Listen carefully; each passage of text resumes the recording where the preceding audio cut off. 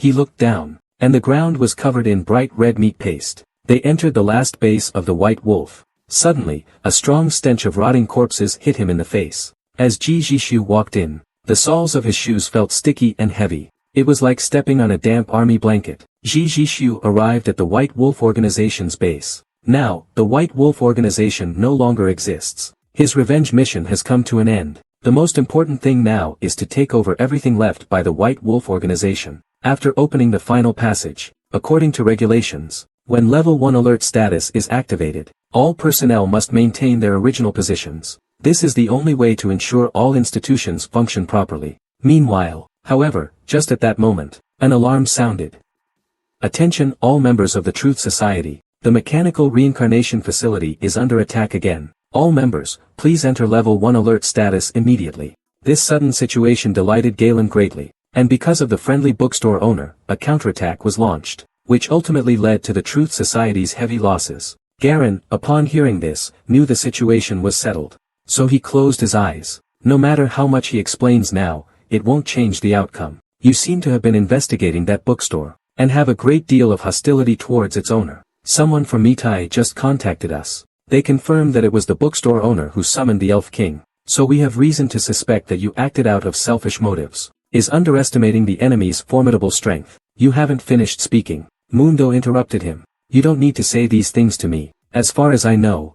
Garen looked at the very young yet equal-ranking Mundo in front of him, took a deep breath, and explained that he had indeed made a poor decision. But the basis and process of his judgment were all. The only mistake I can admit. Please do not move freely. Wait in place. Mr. Garen, I think you know the extent of the mistake you made this time, and how much damage your error has caused to truth and honor. Pointing their firearms at him. Another vice president of Truth and Benefit, Mondo, stepped out from the crowd. He said that due to a violation of relevant regulations, all of your permissions have been forcibly frozen, and are now under review. Garen's hand began to tremble uncontrollably, but soon, his expression twisted and darkened, as if he was plotting something sinister again. It was only the cold words that reached his ears that brought him back to his senses. He saw a group of panicked members in pitch-black armor. He secretly wondered if the Elven King's gesture was a signal to the person who had summoned him. This thought filled him with an inexplicable fear. That powerful being hadn't even made a move yet, and just the spirit he summoned had already left the Order of Truth in ruins. At this thought, apart from mocking the Truth Society, he had no other thoughts. But the most crucial point is that the legendary Elf King was not perceived as so frivolous by everyone. This inevitably led Galen to have some thoughts and speculations. The battlefield, in chaos, still bears the marks of heavy damage. The Star Destroyer cannon, casually destroyed by the Elven King, still retains its residual heat. The Elf King, under such circumstances, smiled and waved towards the direction of the Truth Society. He said something casual, but he has no way to deal with it, because this is entirely the consequence of his poor decision-making. If he hadn't ordered the Star Destroyer cannon to fire at the Elven King, then this remark could simply be understood as not needing to thank him for helping to eliminate this god-level dream beast. However, in reality, they further thought that Yefan meant to convey that there was no need to thank him. Beating you all into this state, is what I should do. This ironic scene twisted Galen's face with anger. This is simply an outright mockery of the Truth Society. He felt gratitude that Yefan was able to resolve a knot in his heart that had troubled him for millennia. Xia Yefan waved his hand politely. He said, "You're welcome." But the others couldn't see the spirit of the Elven King. This led them to mistakenly believe that Yefan was speaking to them. A man sitting on the peak of a stone seemed to sense what Scar said. He touched the strange jade pendant in his hand. A sly smile appeared on his face. At the same time, Galen, the vice president of the Order of Truth, was angrily pounding the table. Because when the Elven King's soul dissipated, but for years, he's found no clues. Now he wants to find out whether it's an organization or an individual who planted the Dream God's egg on this continent. Meanwhile, far away, thousands of miles away, baby, to him you are nothing but a flea. Then he said seriously, although the God of Dreams is dead, this matter is far from over. He has been investigating the source of the Dream God's egg, which can hatch the God of Dreams. Trust me, you'd be in an even worse mood. Arthur scoffed and replied, a god-level deity of dreams is a dog. Then wouldn't people like us be little teddy bears? Scar patted him on the shoulder, and replied, you're overthinking it. Looking at the ruins, he muttered to himself that the temperament of the bookstore owner, Yi, seemed quite irritable. Just then, Scar came up behind him. and said, if a barking dog suddenly barged into your home, what emerged was the land that has been passed down from the Elven King's realm thousands of years ago. It is still blooming with flowers today. Meanwhile, in the real world outside the dream, Arthur from Mythi was cleaning up the battlefield after Yi Fan's battle with the god of dreams. The silver goddess's powerful body trembled, indicating that the dream was about to disappear. But before that, he showed Yi Fan something. Yi Fan stood up and found that the illusion before him was slowly dissipating. It symbolizes the transfer of the throne. If you can find the elven immigrants, maybe they would be willing to make you their king. As soon as the words fell, and I will remember him forever. Upon hearing this, Bai Yin lifted Yi Fan's sleeve, revealing the crown mark given to him by the Elf King. He said, it is precisely because of this, that the Elf King entrusted you with this mark, and this history has long turned to ashes in the river of time. Now, no one will clear his name, nor will anyone believe in him. Yi Fan sighed and said that Kyle was a good king. I am willing to trust him. Now the kingdom and subjects of old are all gone. Even the soul of the Elven King has perished forever. I'm afraid he will continue to bear this eternal infamy. The silver goddess answered that, as the king of this land, his crime was guarding the land and its people. How painful it must have been for him, to swing his sword and kill them. He was willing to bear the reproach for millennia, but he refused to reveal the truth to the world. It's truly heartbreaking. The Elven King resolutely drove the holy sword into his own chest. Upon hearing this, Yi Fan sighed, realizing that it wasn't the Elf King who was mad, but his subjects. Yet the Elf King had remained clear-headed from the beginning to the end. He dragged his broken body to the summit of the snow mountain. As a sacrifice with his own life, he offered it to the 4 witches of the Yuan dynasty. He prayed that they could allow his previously scattered subjects to survive. After receiving a response from the 4 witches, everyone had turned into ugly and terrifying monsters. In order to stop this disaster from continuing, the Elf King could only wield his holy sword and slay all of his subjects. After doing all this, they hoped to use the power of the world god to end the source of the corruption. But gods are ultimately still gods. The Elf King was defeated just by a single glance. When he returned to his kingdom, it had long since fallen into ruin. They even spared no mercy, not even for 3-year-old children. However, by the time the Elven King discovered it, it was already too late. In the end, the dark power spiraled out of control. Most of the subjects were corrupted by this power. Seeing this, the remaining people forced the Elven King to challenge the gods. Due to his overwhelming power, anyone who saw or came into contact with him began to go mad after a while. However, the Elf King's subjects greedily sought to control this alien power. So they began the experiment behind the Elven King's back. In the end, every innocent citizen became a lamb to be slaughtered. He also asked Yi Fan if he wanted to listen. After finding a comfortable position on the silver goddess's lap, Yi Fan replied that listening to a beautiful woman tell stories in a dream was also a kind of enjoyment. Then Silver began to recount that long-hidden past.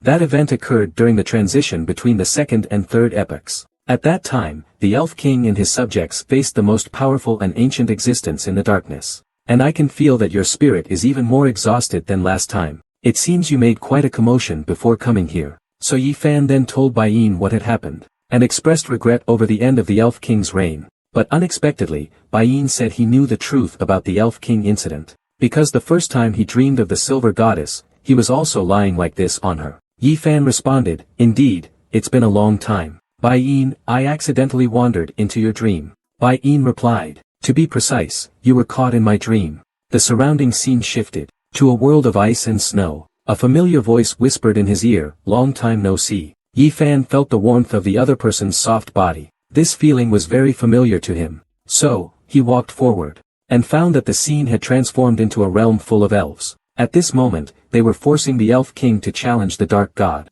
But just then, Yi Fan's eyes were suddenly covered by someone. He would never massacre his own subjects. However, just as he was pondering, a sudden commotion came from behind. He turned his head to look. The silhouettes of several elves faintly appeared in the darkness, and vanished between heaven and earth. Until now, Yi Fan still thinks that everything that happened here is just a dream of his. But the Elf King's conclusion has left him with a deep sense of regret. He always felt that even if the Elf King went mad, as he smiled, waved his hand, and said, farewell. In the end, the Elf King transformed into golden particles that shimmered with light. But for him, being able to sacrifice all his remaining strength to once again protect his country, is truly a blessing. This might be the best ending for him, Yi Fan thought to himself. But it makes sense. After all, the Elf King had already died long ago. It was only because his hatred and unwillingness lingered on the sword, that his soul endured for 10,000 years without fading, even though he himself is now about to vanish. His entire arm began to turn transparent. It gradually transformed into golden particles, scattered with the wind. Yi Fan thought to himself, is this really the ending? Without your guidance, I might never be able to face my true self. Yi Fan felt a stirring in his heart. He looked down at the hand holding the sword. The ornate, exquisite gauntlet emitted a faint glow. I have fulfilled my final wish, and used my remaining strength to protect my people and my land. 10,000 years have passed. All has faded away with the wind. I'm afraid this is all I can do. It just lacks a little bit of excitement. At this moment, the holy sword left Yi Fan's hand and floated before him. The soul of the Elf King appeared alongside it. He said to Yi Fan, thank you, for your help. With just a couple of hits, he hasn't even landed a critical hit yet. He was taken out instantly, but overall, this dream game experience is quite realistic. So he stopped, thinking to himself, is it over already? I'm not satisfied yet. That god of dreams really gives off an overwhelming sense of oppression. However, his actual combat power is just a pile of trash from the flames of war. That's the Truth Society's paradise. But Yefan in the air knew nothing about all this. At this moment, he was riding the giant bird, flying around, waiting for the next attack. But after waiting for a long time, nothing happened. After the battle ended, the 4 groups of annihilation cannons attacking the Elven King all exploded in an instant. At the same time, every member of the Truth Society received a message on their communication devices. The Heavenly Star Cannon has been destroyed. Everyone entered a state of level 1 alert. At this moment, there was only one thought in their minds. A blinding white light shot up into the sky. It pierced into the dark vortex of thunderclouds. A large amount of rainwater and clouds have evaporated, forming a complete vacuum area. A piercing light shone through as the clouds were torn apart. The heavy rain that had been falling since the first level finally stopped at this moment. Let's just chop it all down together. Immediately, he gripped the holy sword in his hand.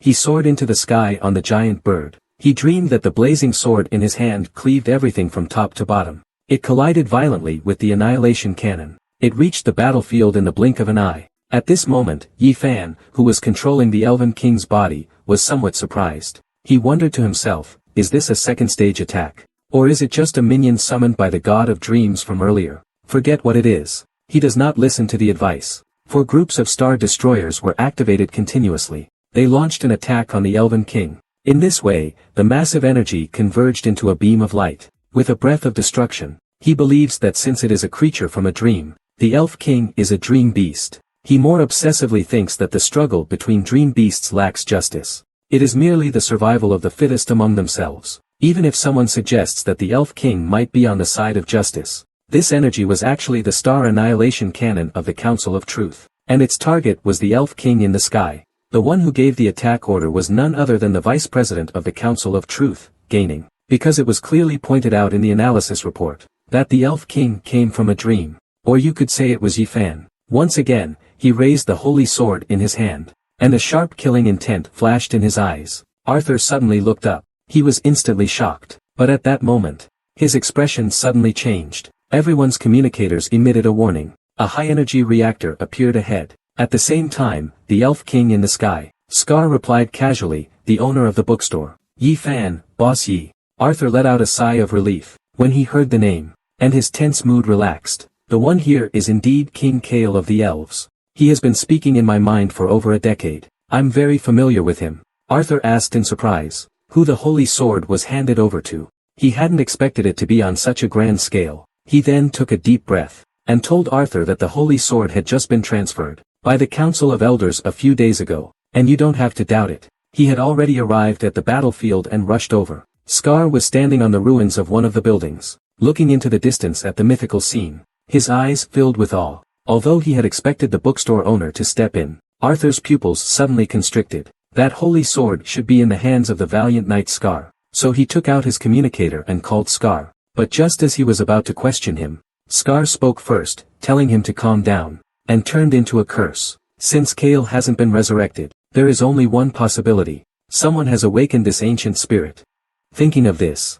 On the other hand, this scene is practically a reenactment of that ancient kingdom's myth. But everyone knows that the Elven King named Kale could never be resurrected. He committed suicide with his holy sword 10,000 years ago. His soul, filled with resentment, clung to the sword. They'll analyze who this guy really is. After saying that, he drew his sword. He believed the fight wasn't over yet. Or rather, that this suddenly appearing Elf King was the greatest threat at the moment. Partly because the Elf King had displayed overwhelming power. A voice came from the communication device of Battle Section Chief Arthur, asking him what to do now. Arthur snapped out of it and ordered everyone to stay put. Stay alert and ready for battle. And contact truth. They were so shocked that they were left speechless. The current Elven King shone like a brilliant sun, etched in the eyes of everyone on the ground. His figure was mysterious. And just then he collapsed with a thunderous crash. His massive body sent up a tidal wave. In the blink of an eye, the once imposing god of dreams completely dissipated into a wisp of cloud, drifting away with the wind.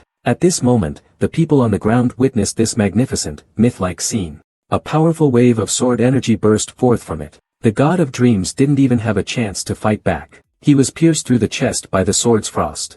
As the lightning in his eyes faded with the head that fell to the ground, his entire body began to shatter one piece at a time. In my dream, I am invincible. At this moment, Yi Fan's aura drastically changed. The holy sword in his hand became intensely hot. When he swung the holy sword, and shouted loudly, "Come on, let's slay this god," even though it looked terrifying. But there's nothing to be afraid of. This is just a dream of mine. Facing his past self, using a similar experience to make up for past regrets. After Yi Fan heard this, he first praised the Elf King for admitting his mistakes and correcting them. Then he picked up the holy sword. The Elf King replied, "Yes. Just like 10,000 years ago.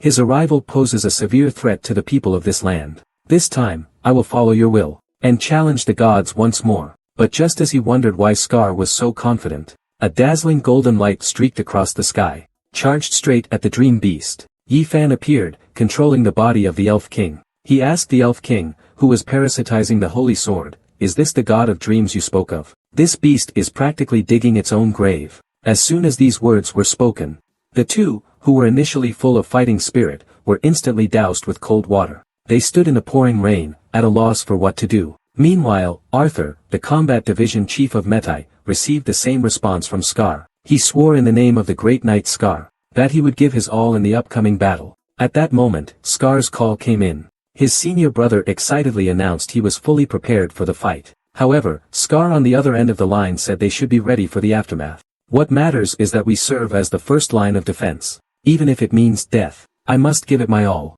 and fight to the end." These impassioned words reignited Jess' fighting spirit. If we, as knights, can't stand up, at such a critical moment, who else can the people of Ionia rely on? Right now, this battle for you and me, is no longer about winning or losing. This thing is not something that can be defeated by human means. Even the disciple of the Radiant Knight was so scared that he crouched down, holding his head and crying. His senior brother saw this. He went up and gave him a loud slap. Angrily, he told him to pull himself together. It recklessly destroys everything in the city. The terrifying pressure it emits fills everyone with an overwhelming sense of despair. Especially after the first wave of strikes from the Pride of Truth, the Doomsday Weapon, the Planet Destroyer. That beast stood there completely unscathed. This made people understand. The Grand Knight Scar is nowhere to be found. And his response to both the Truth Society and Metai was just one short sentence. He said to just focus on cleaning up afterwards. This god of dreams is courting death. A beast that has been gestating for millions of years is about to descend upon the world.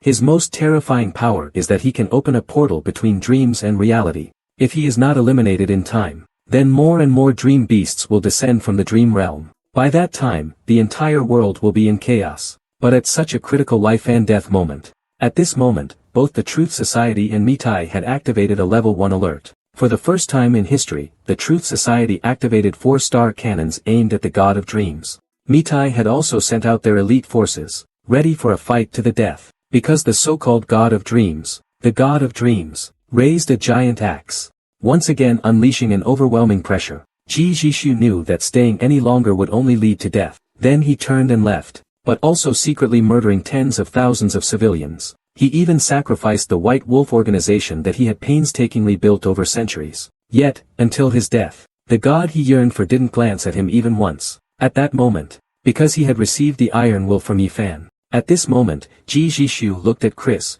who had perished from iron rupture, and felt a sense of sorrow. Chris had sacrificed everything to hatch the God of Dreams, not only killing all the black wizards of the Crimson Sect. At the same time, with the birth of the Dream God, The pressure he emitted turned everything around him into nothingness. Even Chris, who had nurtured him for thousands of years, was not spared. Ji Jishu only managed to resist the pressure of the god of dreams. It transformed into a golden beam of light and rushed forward. What Yi Fan didn't know was, with the switch of the scene just now, he was no longer in his dream. Instead, he had truly entered the real world. While he was contemplating, the god of dreams also emerged from the gloomy sky. So he asked the Elf King in the temple, "Is this the god you were talking about?" After receiving the Elf King's confirmation, Yi Fan mounted the giant bird. Yi Fan thought to himself, though the Elf King possessed immense power, but he was filled with fear toward the god, so he simply let me take over his body, to slay the god of dreams. That he had passed through those fragments of memory,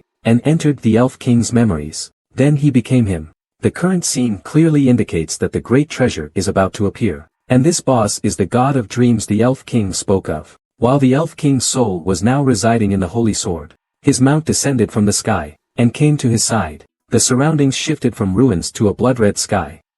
Yi Fan just realized, because he alone dared to draw his sword and question the heavens, challenging life. At that moment, a thunderclap resounded. Yi Fan found himself transformed into the Elf King. After failing, he went mad and slaughtered his own people. Yi Fan stared blankly at all this before him. He couldn't help but sigh that although the Elf King's life had both merits and faults, in that era without light or fire, he was the only brave one. And at the moment the sword was drawn, the entire life of the Elf King flashed before Yi Fan's eyes. From the day he was born, until he was crowned king, and then challenged the life of that era. Until now, he still thinks that everything he's experienced is just a dream, but he has been deeply affected by the spirit shown by the Elf King, and he's also eager to see how this dream will unfold next. So, he placed his right hand on the sword's hilt. He forcefully pulled the holy sword out of the Elf King's body. His body was then engulfed in flames. He then stood back up. He solemnly said to Yi Fan, "Please draw the holy sword. Afterwards, I will fight for you." At this moment, Yi Fan was completely bewildered, leaving a red mark on his wrist. The Elf King says, a part of his soul resides in the crown, and that mark signifies that Yi Fan is now the supreme being of the elven race. After saying this, the Elven King knelt before Yi Fan. The Elf King, in order to boost his confidence, does not hesitate to take off the crown that symbolizes glory from his head and give it to him. And at the moment he receives it, the crown instantly transforms into a golden light. It merges into his arm, because the god of dreams, who can destroy all existence, has descended upon Yuanjian. And the only way to defeat him is for the man to draw the holy sword that sealed the fairy king for tens of thousands of years. But after all, he is just an ordinary person. He believes he does not have the ability to be a god. But at this moment, Harris had fallen into madness. He spread his arms, feeling the terrifying aura. He referred to this creation as the god of dreams. He was merely an ordinary bookstore owner. But now he must bear the heavy responsibility of saving all living beings. Then, a giant eye suddenly opened from the darkness. The smoke cleared. The creation from the egg of the magic mirror was born. The entire city seemed as insignificant as ants before its massive body. Ji Jishu, beside it, was already trembling with fear, and it continuously emanated from the cluster of lightning. The mirror egg beneath the pit also shone with dazzling light. With the sound of an explosion, a magic circle had also formed at the bottom of the pit. It connected with the magic circle in the sky, and he told Ji Jishu that the offerings were enough. It was only then that Ji Jishu understood why Helios did this. It was all for the mirror egg beneath the pit. But it was already too late. A huge magical circle appeared in the sky, had not left the pit during the recent battle, and he had pushed all the corpses of the dead into the pit. This made Ji Jishu feel something was off. But at that moment, Helios suddenly transformed back into human form, had long since become mindless walking corpses. These people surged forward one after another toward Ji Jishu. Then he was killed by Ji Jishu. This left him with serious injuries. At the same time, he also noticed that the leader of the White Wolf organization, Helios, that all they could do now was to leave here quickly. Meanwhile, the battle situation on Ji Jishu's side was also quite brutal. Although he was already strong enough now, the members of the White Wolf organization who had injected large amounts of tainted blood. "Now go find your leader. If you stay with me, you'll only get in the way of something I haven't told your comrades. Tonight, the Pale One is about to begin the hunt." This terrifying aura made both of them realize, because they recognized that this beast was the legendary Pale One. This is a beast known for its ferocity and uncontrollability. They couldn't believe that someone could control it while remaining sane. At that moment, they heard Yasuo's voice. "His power will continuously strengthen. Looking at the last remaining member of the White Wolf organization, Yasuo opened the abyssal maw. He wanted this little spirit to experience what real fire is. Meanwhile, Riven and the squad leader were already stunned by what they saw. After being devoured inside, the sacrifice was complete. Yasuo's body grew even larger. He felt an exhilarating power in this return. This is his first time being able to reach such a level. In other words, as long as he keeps offering sacrifices. So he took out a lighter, trying to find a way out. But when he saw the enormous mouth of the abyss before him, his life was already frozen in that moment. As the lighter fell, he became the first sacrifice. His body transformed back into a human form. After looking around, he found himself in complete darkness. At that moment, he did not notice those terrifying entities. He still held on to the illusion of escaping. Now, the two men from the White Wolf organization before him will become the first sacrifice. The man trapped at this moment is already panicking. However, he thought it was too late. The black hole in front of him was slowly swallowing him. In the moment he entered the black hole, is exactly what Yasuo obtained from the book Yafan gave him. The hole in his chest is connected to the unfathomable void hell. The beasts inside are all god-level entities. As long as he offers a sacrifice, Yasuo can receive the immense power they bestow. He wanted to step back, but found he could no longer move an inch,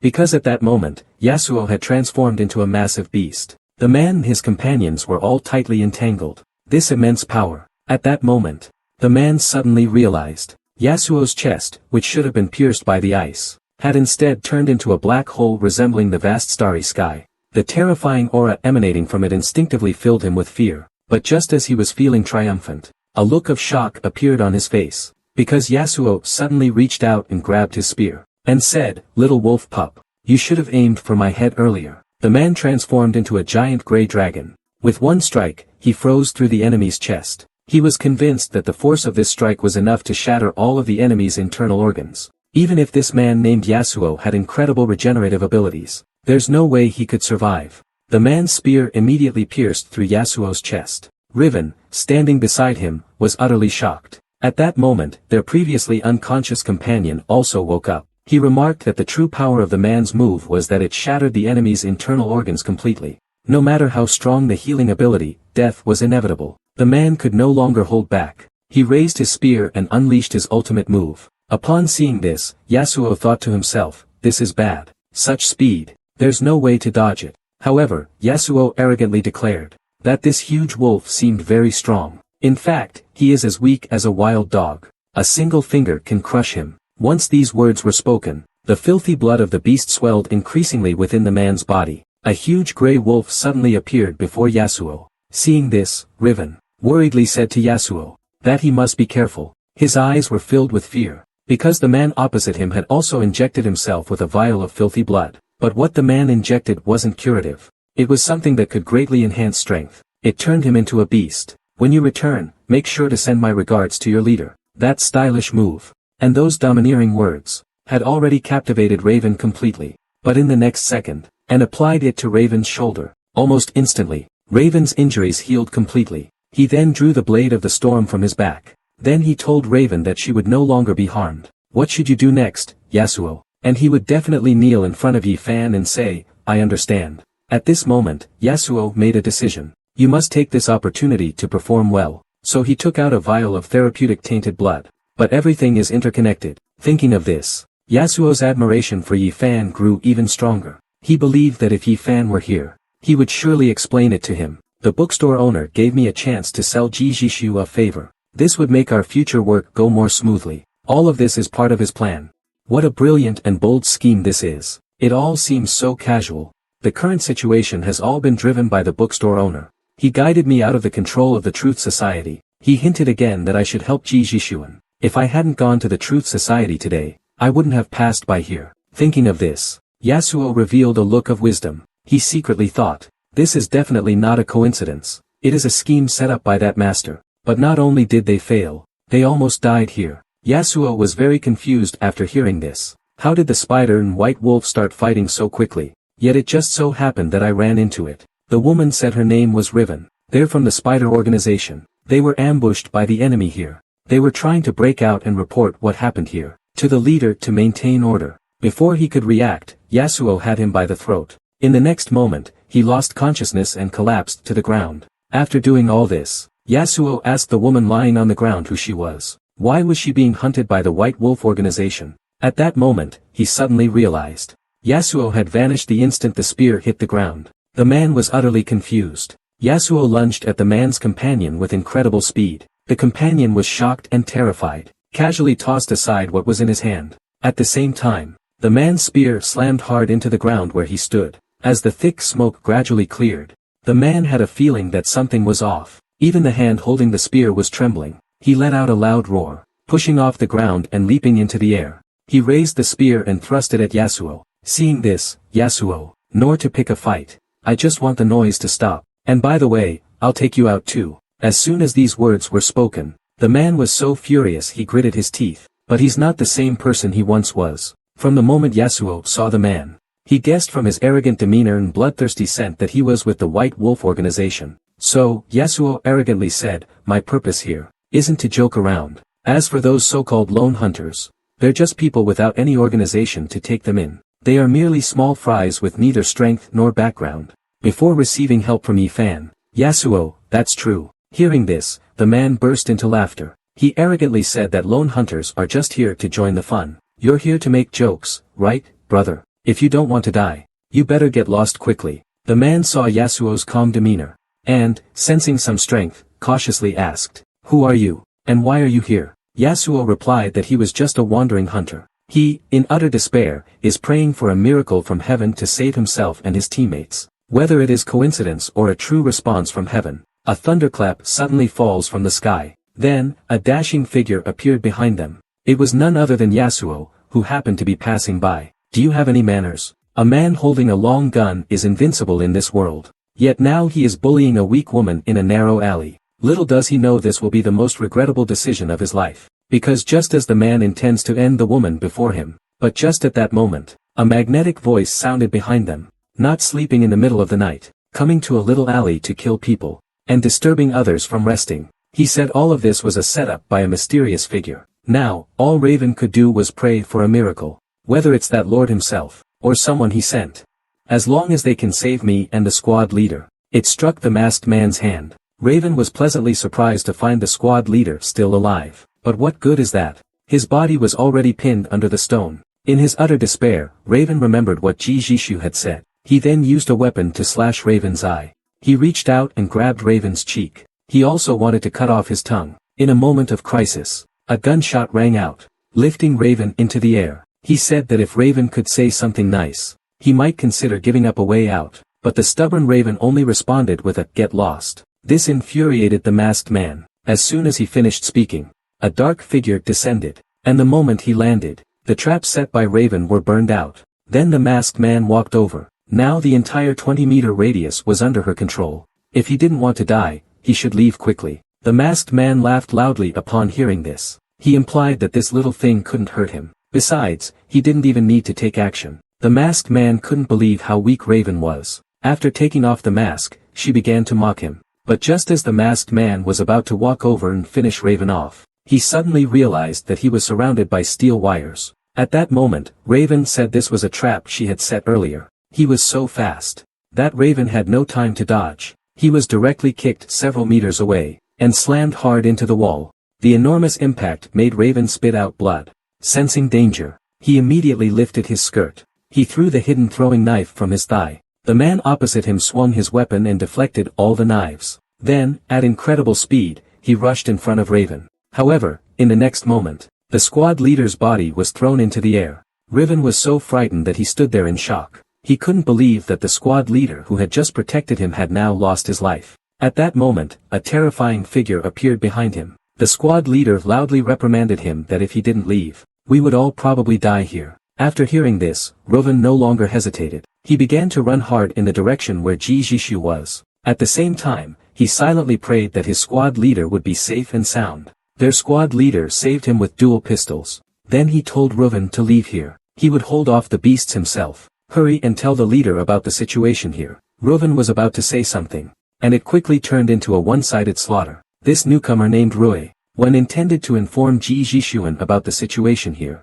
but was punched to the ground by one of the beasts, just as he was about to suffer a terrible fate. Although Jishu was now confident he could defeat Chris, On the other side, his subordinates were in grave danger. Most of them were rookies who had just joined the organization. They were simply no match for the people who had injected large amounts of filthy blood from the Harris. At this point, they were completely surrounded by these beasts. He lunged at Ji Jishu. However, he forgot that after Yi Fan's help, Ji Jishu now had the ability to teleport. By the time he realized it, Ji Jishu had already sunk his teeth into his spine. His sharp fangs pierced through the bones in an instant. On the opposite side, Ji Jishu also knew that he had no way out now. He immediately hunched his body and began to transform. In the next second, a white giant wolf appeared. After testing each other, Chris was the first to launch an attack. Only a fight to the death could determine the victor. Only the side that survives can represent the future of the hunters. After speaking, the veins on his body bulged, transforming into a gray giant wolf. Ji Jishu mocked, "Are you really gathering all the people you have left to deal with me?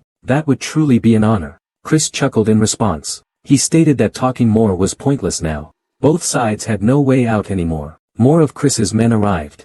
They surrounded Ji Jishu completely. The high concentration of foul blood gave these people strength several times greater than before. As long as they weren't incapacitated, they are the most efficient killing machines. His arch-nemesis, Helles. At this moment, Chris stepped forward and jumped off the platform of blades. He landed right in front of Ji Jishu. Ji Jishu immediately transformed his hands into wolf claws, ready to fight. At the same time, and on that high platform, a few black figures appeared. When Ji Jishu saw them, he was so furious that he clenched his teeth, because the leader was none other than. But suddenly, he had a sense of impending danger. Just as he was about to tell his men to run, a massive golden lightning bolt struck them. The subordinates caught in the blast didn't even have time to scream. Before they were blown to pieces and fell into the deep pit, he transformed into a beam of white light, and pierced through Kane's body. Seeing Ali about to fall to the ground, Ji Jishu hurriedly ran over and caught him in his arms. He then quickly ordered his men to send Ali back to the base for treatment. Despite this,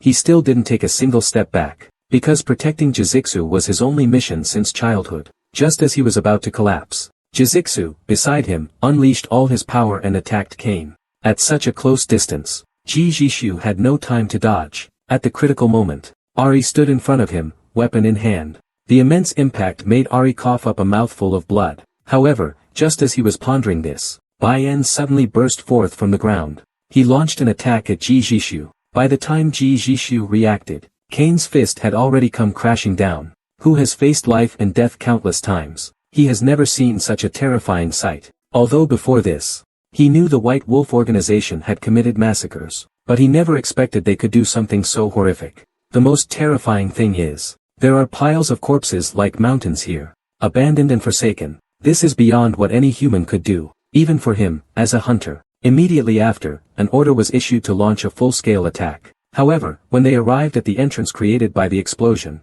they were stunned by what they saw. Before seeing this enormous underground passage, no one could have imagined that there was a vast hidden space nearly 50 meters deep beneath the city. The most important thing is the White Wolf organization's control over the tainted blood. Because possessing tainted blood is the foundation for any organization, he must obtain it. The Spider organization can gain recognition from others. At that moment, a loud explosion rang out. At this moment, Ji Jishu is in the attic, observing the White Wolf organization's hideout. By now, he and the White Wolf organization are locked in a fight to the death. So this time, he has gathered all his forces. He is determined to completely wipe out the White Wolf organization here, and take over all their affairs. Then Halley's merged it with his own face.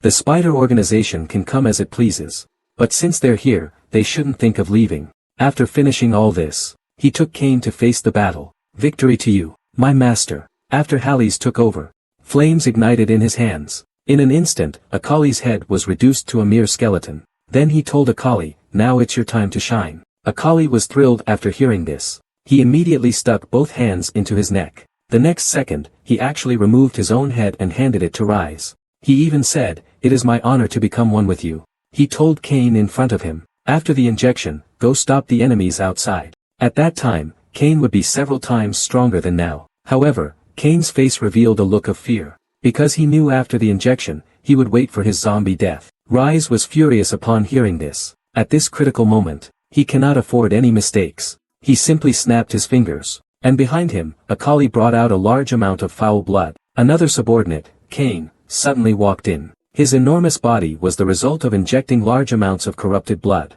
he shakily told Rise that a nearby outpost had been discovered by the Spider Organization. This organization was the new force created by ENGSUB, and also served as fuel for the hatching of the mirror egg in place of the Dark Wizard. After saying this, he patted Akali on the shoulder. This meant they wouldn't have to live in fear for much longer. But just at that moment, turns out he had long anticipated the day the Dark Wizard would be of no use. To ensure the successful hatching of the mirror egg, he injected all members of the White Wolf organization with an overdose of tainted blood. It turned them into mindless monsters driven only by bloodlust. They became powerful forces against their enemies. Harris has to jump down. Just as he was pondering this, his subordinate Akali reported that the body of the Dark Wizard was used up. What should we do next? Chris said to activate the backup plan. The situation of the White Wolf organization and the Crimson Cult had taken a turn for the worse. Mita-Ai and the Truth Society, as well as Kazuki Asahi, wanted to eliminate them completely. Now they are like rats living underground, scurrying everywhere. Only by hatching the egg of the magic mirror can they escape their current predicament. Even if this is a carefully designed trap by Wild, he could clearly feel the waves emanating from it in circles. It was the heartbeat of the God of Dreams. Although he didn't understand why Wild wanted to help him, he had no other choice now, ever since Murphy died, that the Black Wizards release spells by communicating with ethereal powers. Their flesh and blood are the best containers for these powers. They are also the best fuel to activate the egg of the magic mirror. So Harris captured all the Black Wizards of the Red Cult. At this moment, he was frantically staring at the magic mirror egg about to hatch in midair. Suspended above the flames was the mirror egg. At this time, the fuel was being thrown in. Since it's the leader of the Red Cult, could it be that after his death, the Black Wizards will be leaderless? It turns out that Harris learned from Wald. The God of Dreams he mentioned was actually birthed from the ancient demon's mirror egg. The owner of the mirror egg, the leader of the White Wolf organization, Helles, under the guidance of the immensely powerful Wilder, established an incredibly huge altar underground, like a furnace. Will be the day he fades into nothingness. Now, he senses a great calamity approaching. To protect all living beings in the world, he resolutely drew the holy sword from his chest, and entrusted the man before him to wield the sword and slay the soon-to-be-born God of Dreams. At the moment of his descent, the entire land of Ionia was on the brink of ruin. Though he is a god, he has been sealed by the holy sword in his chest for millennia. The day the sword is drawn, however, Yi Fan didn't know that during this time in the dream, the outside world had undergone tremendous changes, and the god that Kyle spoke of in the dream was actually a product hatched from the mirror egg of the White Wolf organization. After hearing this, Yi Fan was even more confused. I can't help but think that the plot of this game in my dream is too ridiculous. It starts off by directly wanting me to be a god. Who can handle that? In the end, it led to the tragedy of the kingdom's downfall. 10,000 years later, on the same land, I want to fulfill this wish. Doing this is not for myself, but for the people who still live on this land. Kyle tightly gripped the hilt of his sword. With this sword as my weapon, I will slay the god that comes from the dream. 10,000 years ago, I held the wish of a god, but in the face of God, I retreated. This time, I will use the last of my power to protect my people and fight. Rather than fading away quietly, it's better to burn everything I have left. Then Kyle said seriously, now the only thing I can do is one thing. Yi Fan asked in confusion, what is it? Their mad resentment and memories have intertwined with my soul. Thus, I have witnessed the history of the land of Ionia. I watched as two once glorious kingdoms turned to nothing. Now, humans have built a grand city on the ruins of the past. Yet this city is about to face destruction. Instead of begging others to give me something, even though millions of years later, there will be no kingdom here. But my people still live here. Although my soul has been sealed in the cursed sword for millennia, countless people have been killed by the sword's curse. This time there will be no glory. I am no longer the elven King Kale. Because now I am just an exiled person who needs to return home. Then Kale looked at his former homeland and murmured, before I completely vanish, I think I really should do something. When the curse dissipated, what remains here is nothing but the last obsession deep within my soul. You're right. I just wanted to use others' forgiveness as an excuse to escape. Now, I no longer have the right to be weak. Sure enough, Kyle started to grit his teeth after hearing it, as if he'd made an important decision. Then he said to Yi Fan, as punishment for my sins, my soul has long been worn down by all things. The malicious hatred turned into a mad curse, relentlessly entangling me. And Yi Fan's purpose in saying these words wasn't to undermine Kyle's confidence. Rather, he was using reverse psychology based on Kyle's situation. Truly worthy of being Master Yi. His whole presence radiates positive energy. He's literally the light of justice. You need to carry it out yourself, diligently and thoroughly. If you hold on to that cowardly mindset, then continue staying here, in this forgotten oblivion, no one is going to forgive you. There's nothing in the world that feels better than that. So he cleared his throat, and once again transformed into the master of deception. Is this your decision? What you truly need to do isn't something I can solve with just a few words. But judging by his attitude, it seemed to carry a sense of loyalty and submission. At that moment, all Yi Fan wanted was to give Kyle some motivational talk. He thought it would be great to give some mental counseling to a tragic character, and throw in a bit of inspiration. In the end, he deeply buried his head into the ground, and said to Yi Fan, "Please, have mercy. Grant this sinner's final request." Kyle solemnly said, "I want to be the sword in your hand."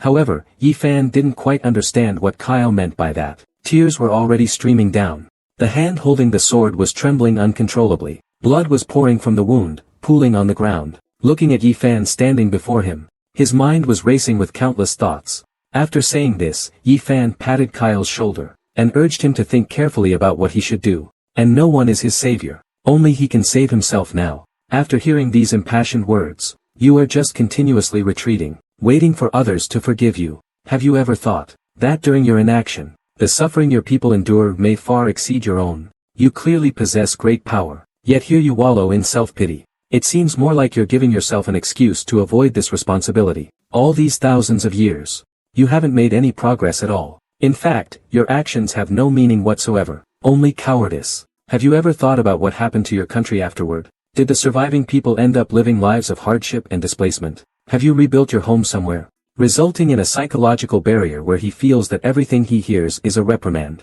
We really need to guide them properly. So, Master Yi the Persuader steps in again. Since you say you are deeply guilty, but now you don't want to atone for it, you're avoiding your responsibilities, and I have no qualifications to do anything for this continent anymore. Regardless of anything, I cannot atone for my sins. Yi Fan did not expect that his casual words would completely break him down. This kid is probably caught in a cycle of self-condemnation for countless years of imprisonment. What else can I do? After hearing Yi Fan's words, Kyle's emotions, accumulated over millions of years, finally broke down. He trembled as he said to Yi Fan, "I do not feel that I should be redeemed. My country has long since become the dust of history." Speaking of this, Yi Fan pointed towards the ruins, and raised his voice. "Look at all this, caused by your actions. What do you want to ask of me?" Yi Fan felt no waves in his heart upon hearing this, because it was basically similar to what he had guessed before. So he spoke up and said, "Although you call me the savior, I cannot save you. Your kingdom has long since fallen. Kyle once brought his kingdom to its peak, but he personally destroyed it all, for countless years to come. The crown on his head is his shackle, so people refer to him as the exile. In the end, he sealed his dirty soul with the holy sword. The holy sword thus lost its former brilliance. This became the last sacred symbol of the kingdom. From then on, it was tarnished. This is the sin of ignorance. He slaughtered his own people. He personally destroyed his entire kingdom. He wielded the holy sword, but stained it with the blood of his kin. This is the sin of betrayal, not a true God. In the end, just by gazing upon a god, he descended into madness. This was the sin of Thanos. Later, after going mad, Kyle then began his story. In that era millions of years ago, devoid of light and fire. As the Elf King, he ambitiously sought to expand his territory for his people. He arrogantly attempted to slay a god. But he was merely a being with godlike power. Then let's hear it. I'm really interested in your story. Kyle bowed deeply upon hearing this. This shows that Yi Fan is willing to listen to the confession of a sinner. It is a great honor for him. It caused a heavy psychological burden. Why not just use your strengths right here? Give some guidance to this gentleman in front of you. So he sat down on the throne. He said to Kyle, "Since you say you have 3 sins," he must have been referring to when I shook off the grime from the sword. Truly worthy of my dream. Even a small thing like that is made to seem so grand. Besides, people with deep hatred and sorrow tend to be rather lonely. They even lack communication with others, most in need of your redemption. After hearing this, Yi Fan thought to himself, the holy sword should be the one embedded in this man's chest. It's the sword I just got yesterday. And when he mentioned restoring the light, a story was triggered in a dream. And this dream seemed to have every detail so perfect. He now felt that the title of Master Lin truly lived up to its name. At this moment, Kyle spoke again, saying first, "Thank you for allowing the holy sword to shine again. Secondly, I have 3. He saw the sword stuck in Carl. Wasn't this the very sword he had received yesterday? He had been studying it during the day, and by night, he crafted it. As a starting point, However, after the tragedy occurred, he could no longer bear the torment and pain within, so he chose to commit suicide or seal himself away. He waited until someone appeared who could save the world and make up for his mistakes. Just as he was lost in his own wild thoughts, Yi Fan, based on the current scene in Kyle's words, has already pieced together a rough idea of what happened here. First of all, there was definitely a major disaster here. This elf was either the culprit, or simply powerless to stop it. At that moment, he thought to himself, this really feels like triggering a new plotline. However, this person should not be the final boss. Instead, he is an NPC delivering a quest to a newbie player before passing away. But this savior title is really quite cliché. However, as someone who's great at overanalyzing, Carl suddenly opened his eyes. He said to Yi Fan, my savior. The exiled soul has been waiting for you for millions of years. As soon as he said this, it startled Yi Fan, who was trying to climb up, making him retreat repeatedly, illuminating a figure kneeling on the ground. Yi Fan thought it had triggered a new storyline.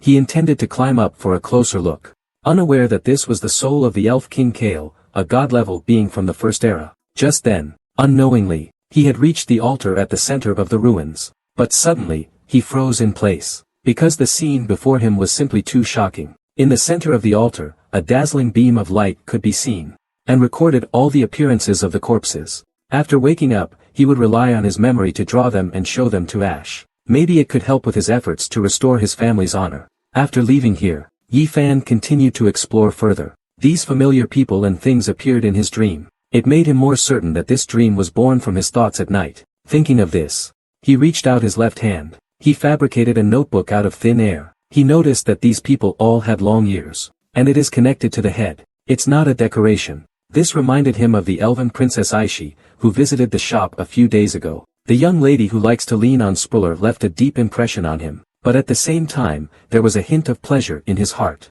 He felt that it was precisely because he picked up the fragments that he triggered some kind of mechanism. This made him look forward to what would happen next. So, he crouched down. He began to observe the scattered corpses. He suddenly remembered that this fragment was identical to the patterns on the sword he obtained yesterday. However, just at that moment, all the buildings on the ground collapsed with a loud crash. Then, several corpses appeared in front of Yi Fan. This gave him a huge fright. He originally wanted to explore this place, but he discovered a golden fragment among the ruins. Looking at the patterns and style of the fragment, Yi Fan felt an inexplicable sense of familiarity. After pondering for a while, he still believes it's just a more realistic dream. Little does he know, this is the first step toward awakening his divine status. From the moment Yi Fan entered the dream, he was convinced it was because he hadn't played games for too long. His subconscious created a ruined scenario where he could level up by fighting monsters, and that glass gradually developed cracks. He is the ancient god who dared to draw his sword and question the heavens. But now,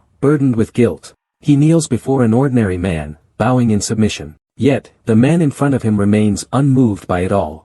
And at that altar, the corpse of the ancient elf king appeared prominently. At the same time, the only successful experimental subject in the Truth Society laboratory suddenly opened his eyes. He placed his hand on the glass in front of him. As he walks, he suddenly notices a golden fragment on the ground. It looks familiar, but the moment he picks it up, the building in front of him collapses with a crash. A massive altar suddenly emerged from within. This time dreaming of ruins left him a little disappointed. But on second thought, since he's already here, he decides to look around, because such a vivid dream doesn't happen often. At this moment, Yi Fan had just fallen asleep in bed. The dream catcher above his head and the great sword on the table simultaneously emitted a dazzling light. Then, he dreamed of entering a world full of ruins. The realism of it left him feeling quite surprised. The last time he felt like this, he dreamt of a beautiful young lady. It can't be sold externally. This sudden change made Braun very angry. After hanging up the phone, he mumbled to himself, "Looks like I'll have to go to the bookstore myself." They wanted to get information from them. The person answering the phone at Meta Instrument was Scar's disciple, Jess. However, just as they were negotiating the price, Scar sent a text message. He said that Yi Fan's information had been classified as top secret. This made Braun even more uneasy. Why would the bookstore owner help a hunter who could lose control at any moment? Could it be that he has chosen to stand against the order of truth? Now Braun is desperate to obtain all the information on Yi Fan. So he dialed Meta's number. The smile on Braun's face instantly vanished, because the moment Yasuo closed the door, the wine glass in his hand showed a crack. This indicates that Yasuo now, with the bookstore owner's help, has already gained destructive level power. I'm not interested in keeping the peace. And don't bother the owner of the bookstore again. The consequences of that are more than you can handle. After saying this, he walked away. After Yasuo left, then Brong's attitude now explains everything. Moreover, he is about to establish a hunter organization. In the future, he will become an enemy of the Order of the Truth. So there is nothing more to say now. Then Yasuo responded, sorry. For now, he didn't want to lose Yasuo as a pawn. Then he said to Yasuo that the situation on the Ionia continent is very unstable right now. The Order of the Truth really needs talents like you. After hearing this, Yasuo thought to himself. If his initial speculation about the Order of the Truth using him was due to the bookstore owner's overwhelming power, when Yasuo interrupted him, and arrogantly said that giving up means not wanting to do it anymore. There's no need for so many reasons. Brown didn't expect Yasuo, who had been so submissive a few days ago, to change so drastically. Although he was angry, made him lose his fighting spirit.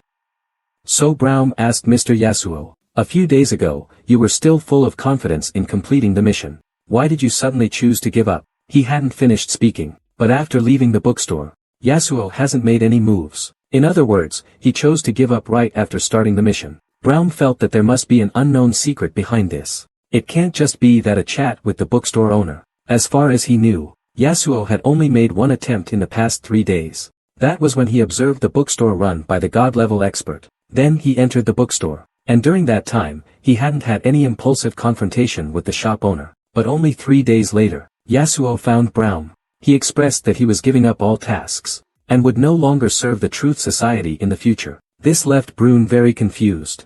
His arrival has made the previously peaceful Ionia continent much more complicated. As the vice president of the Truth Council, he naturally wouldn't sit idly by. So, he manipulated a man named Yasuo to test the waters, and incidentally, to kill the old wizard Wild, who had long opposed the Truth Council. The test subject will continue to expand until it explodes. At that point, the entire lab, and even the entire Council of Truth, will be reduced to rubble. This outcome gave Braun a huge headache. But right now, he had no time to deal with it. Recently, a deity-level figure of unknown morality has appeared on the mainland, and to fulfill the dream he had in his youth, Braun infused half of his own power into the test subject. But he never expected that doing so would cause the test subject's energy to exceed critical levels. If it can't be expelled within a year, he silently vowed to become one of the most powerful figures on the continent. 300 years later, he did it. He became the vice president of the Council of Truth. And now, Blom looks at this experiment subject who resembles his lover, to ensure he can live a long life.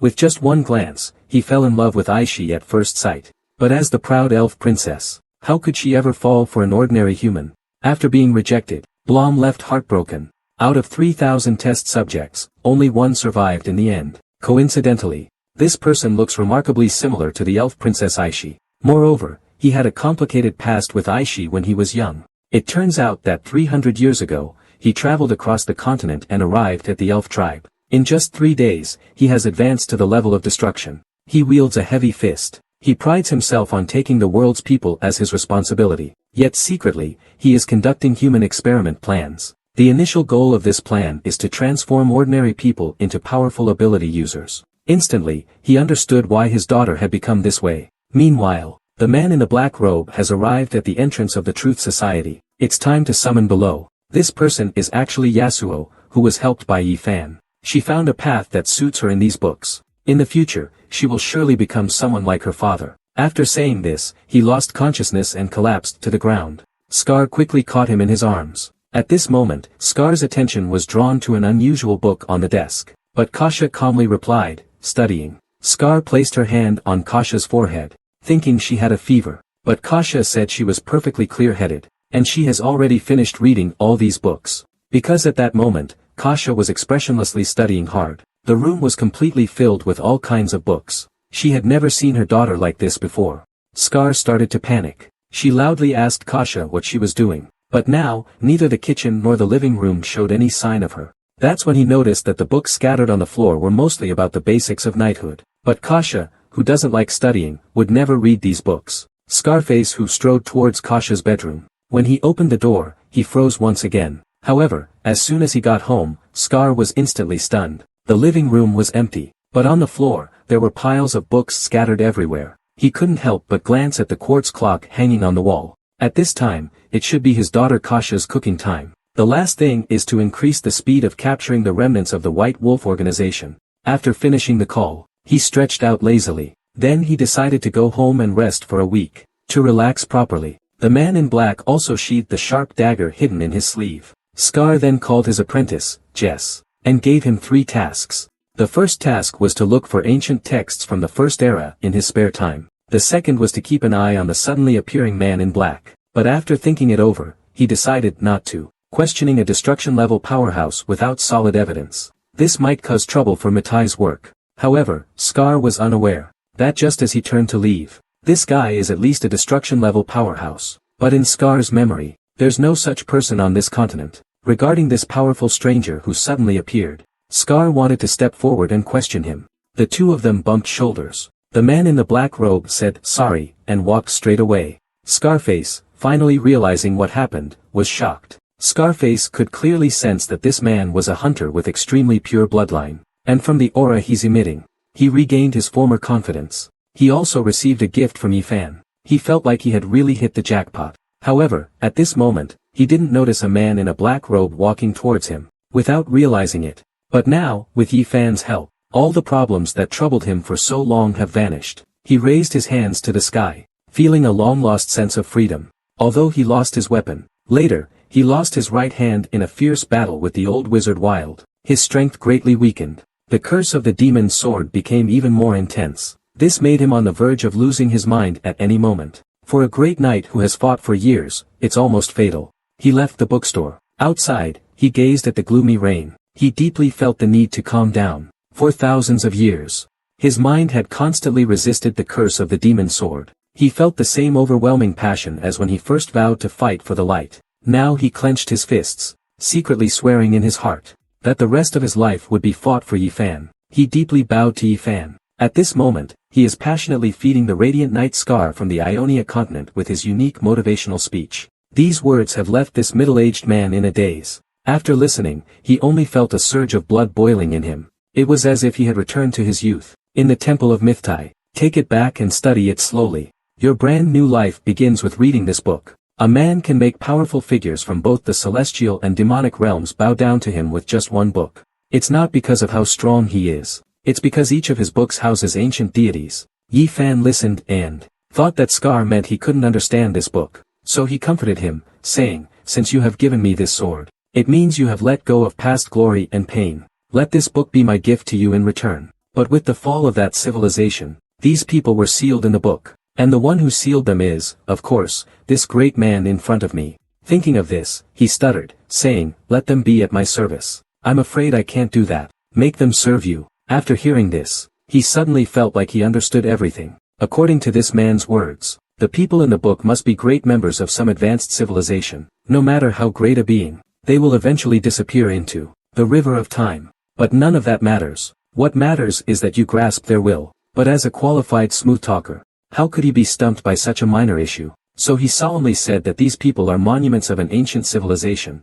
witnesses and creators of history, but no one can be eternal. He really wanted to scream to release some tension, but the painful sensation he just endured left him only able to make incoherent sounds. After calming down for a moment, he asked Yifan, "Are the people and things in this book real?" However, Yifan, completely unaware of everything, was left bewildered by this sudden question. A temporal rift appeared on the masked man's head. Then he and the giant beast beside him disappeared into the endless darkness. Only the words, "You have passed the test," echoed in the air. Scar's consciousness also returned to his body. The recent experience left him deeply shaken. About to die. But you still have a shred of sanity left. So, what is the last thing you want to do now? Scarface resolutely replied, "I would push away the comrade in front of me." As soon as he said this, at that moment, he heard the voice of the masked man. "Because you were only meant to touch the forbidden." His mind was gradually losing consciousness, and your body is about to be consumed by this overwhelming power. You can clearly feel yourself falling into an endless darkness.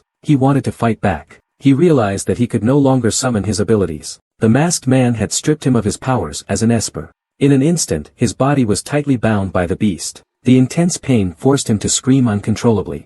But at that moment, a massive beast suddenly appeared behind him. Scar saw it and immediately freaked out. Can this thing also be conjured up so casually? At that moment, the Rubik's Cube on the masked man's head began to spin faster. As a result, the surroundings of Scar and his companions shifted to a scene filled with ruins. At this point, he was overwhelmed by the extraordinary power possessed by the masked man. Because this ability to create life out of thin air, and to shape reality with just a word feels so far beyond his reach right now. Immediately beside him appeared a blurred figure. Although he couldn't clearly see what this dark shape was, he felt an inexplicable sense of familiarity with it. Moreover, a voice in his mind was telling him that this was a companion fighting alongside him. He still firmly said, "If what you are doing can benefit the world, then I am willing to contribute what little I can." Upon hearing this, Mask snapped his fingers. This signaled the official start of the trial, and as soon as the snap sounded, Scarface lost all ability to move, or continue forward and accept the challenge.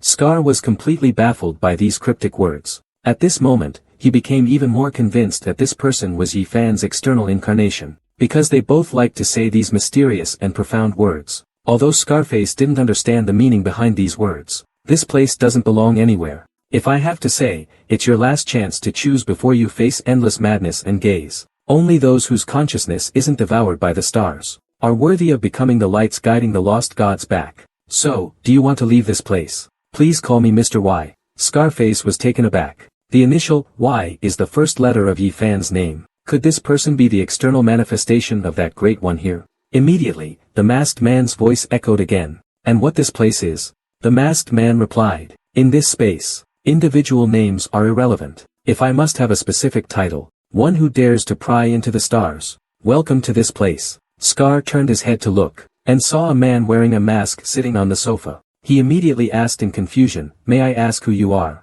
In the man's vast library, the glorious night merely touched the book called The Stars Align, and his body was cast into an endless void of darkness. Just as he was feeling puzzled, a human voice came from behind him. "It's a pity that despite his immense power, he's just a character in the man's book, and books like this one are just a grain of sand. With just a snap of his fingers, he can strip a world-destroying being of its ability to act. Even a simple spoken word can conjure terrifying beings out of thin air at any time and place." A voice came from behind him.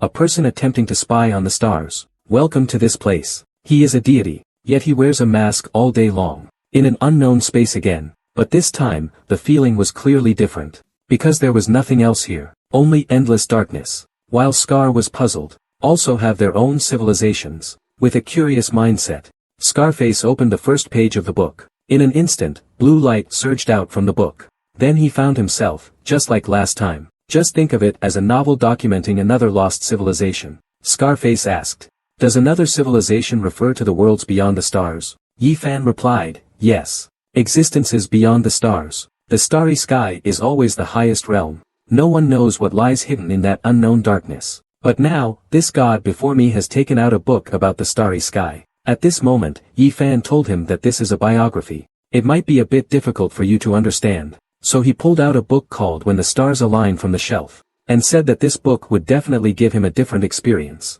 However, Scar was already taken aback just by hearing the title of the book. The body began to tremble uncontrollably. You must know that among all the mysterious realms, Scar deeply felt his own ignorance and insignificance. Now he could only hope to receive guidance and gifts from Yi Fan's next book. At this moment, Yi Fan was searching the bookshelf for a suitable book for Scar, because last time he recommended a children's book to Scar. This time he wanted to recommend something a bit more profound. The scarred man behind him also noticed Yi Fan's slight disappointment. But then the scarred man understood everything. This lord must be disappointed in the strength of me and Midai. After all, the curse that we couldn't solve for thousands of years was easily dealt with by him. And after what just happened, Yi Fan, who was rejected, felt a bit disappointed. But after a moment's thought, this also shows that the old man has great trust in himself. Looks like I've won the heart of another old customer. But I didn't get the chance to show off my proud collection of books. But Yi Fan didn't realize that Scar's thoughts had been stirred by such a beautiful sword. He suggested that Scar could choose a book from the bookstore as a memento. Moreover, he could take this opportunity to promote his own collection. At that moment, Scar didn't even dare to breathe. He stammered that he would let Yi Fan recommend a book for him, and cost countless lives without being resolved. Was dealt with by the man in front of him in just an instant. He even mocked that the filthy curse was merely a piece of craftsmanship. Does this mean it's only worthy of his appreciation? Just now, I thought it was dirty. I didn't expect it to be just part of the craftsmanship. And this made the already terrified Scar even more dumbfounded. He really couldn't believe it. The cursed sword that had troubled him and Mita for millennia. Then it turned into a shadow and vanished. After swinging it, Yi Fan noticed that the sword now looked brighter, as if covered with radiant effects. Yi Fan thought it was made using some special craftsmanship. So he said to Scar, "Your sword is really interesting," to try to shake off the dirt. However, with this shake, he also flung the last remaining bit of the curse onto the ground, and that forbidden object opened the abyssal maw, and swallowed it whole. Even this tragic sight made Scar feel a bit sorry for them. At that moment, while admiring the sword, Yi Fan noticed that the blade seemed to have suddenly turned a bit darker. He thought something dirty had gotten on it. So he lifted the magic sword. It dissolved into nothingness. Only a sliver of the corpse's curse escaped back into the sword. Scar couldn't believe what he was seeing. The curse, once supposed to be greedy and rampant, was now desperately struggling for life within the sword. Terrified, it let out a fearful roar, and then retreated in terror. It turned to attack Scar, who was petrified with fear. Just as it was about to reach his eyes, the giant serpent vanished with a swish. At this moment, the giant serpent transformed by the curse has come before Yi Fan.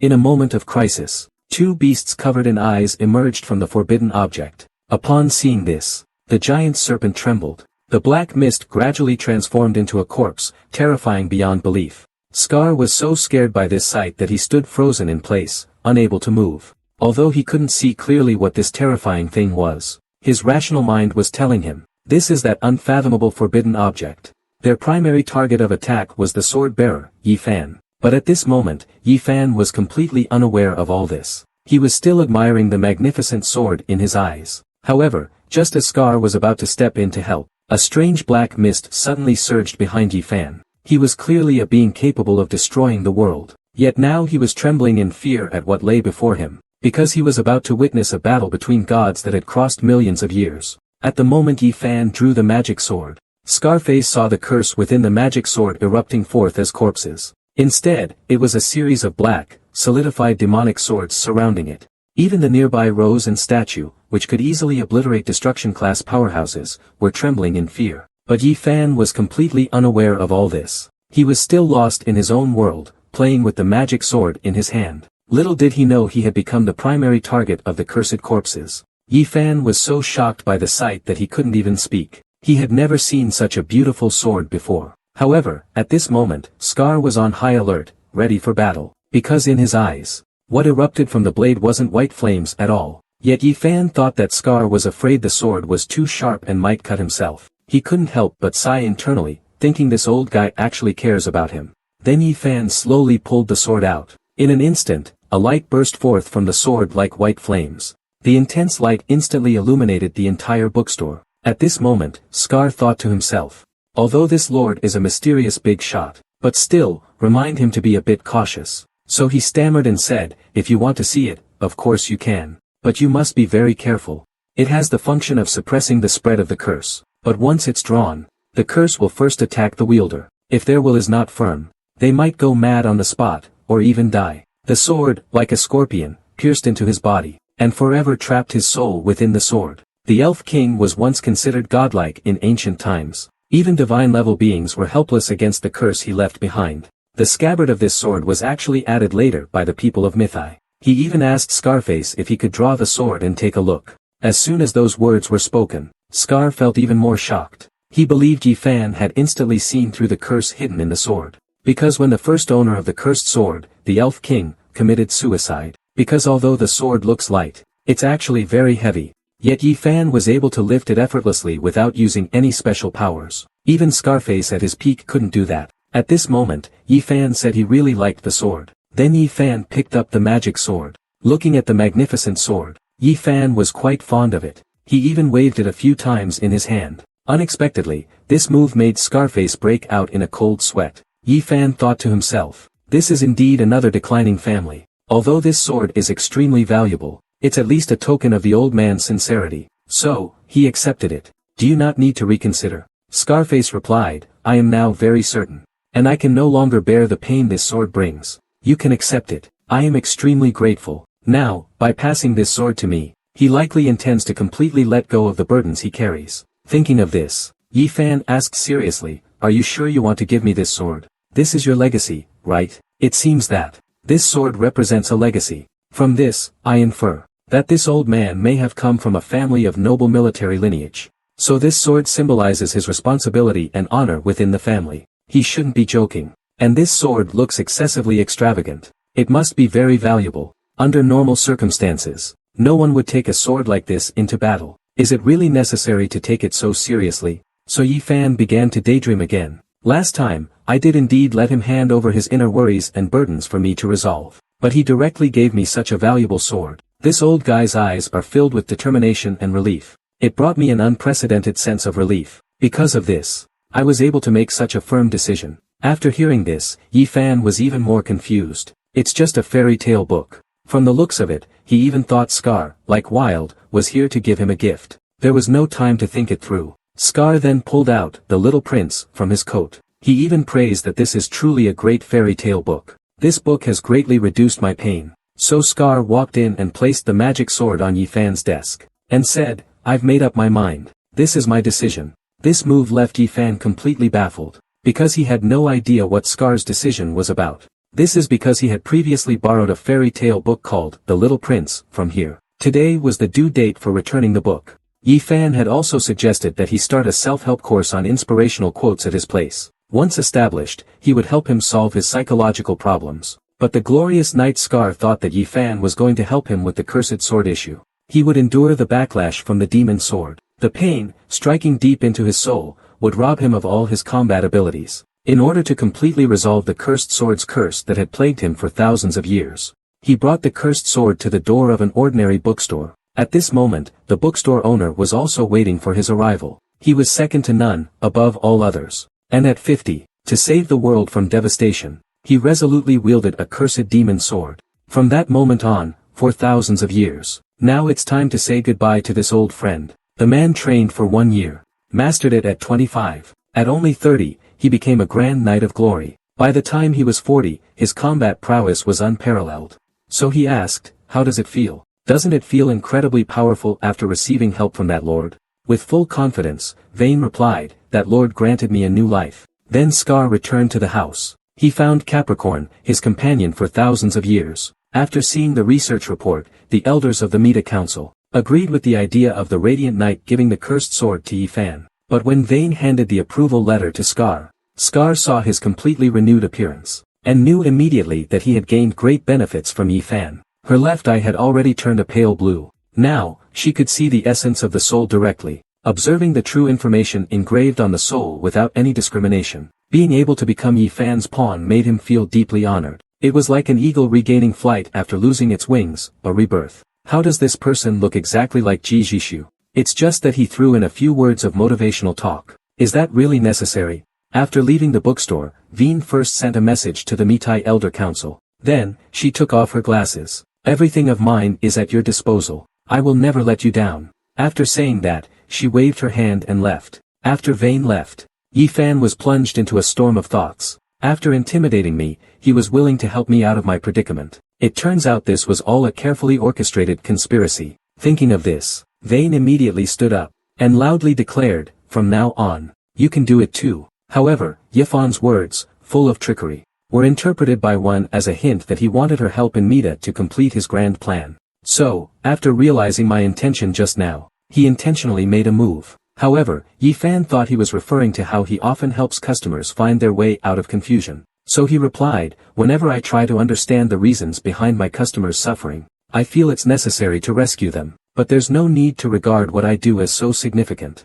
As long as you have the will. And Yi Fan was like a god, high above. Moreover, he is a great deity who possesses indiscriminate love. He aims to rescue all beings from the sea of suffering. No wonder even the fairy princess of the Iris family reveres him as her master. At this point, he asked Yi Fan if this was the reason he did these things. Wei Yan was completely taken aback. At this moment, he seemed entranced, muttering to himself, all beings suffer. Heaven and earth are indifferent. Now, he felt as small as an ant before Yi Fan. And we are all part of that. Heaven and earth are indifferent. They treat all things as straw dogs. This is the law of all things in the world. After hearing this, it's normal to be shaken. The realism in this book might be too much for you to handle. It's not a bad thing that you can empathize with the book. Because empathy is part of human nature. All beings suffer. Now, it's time to deliver the final blow. Sell the book. Yi Fan coughed lightly and then began to pour out some motivational words. When I first read this book,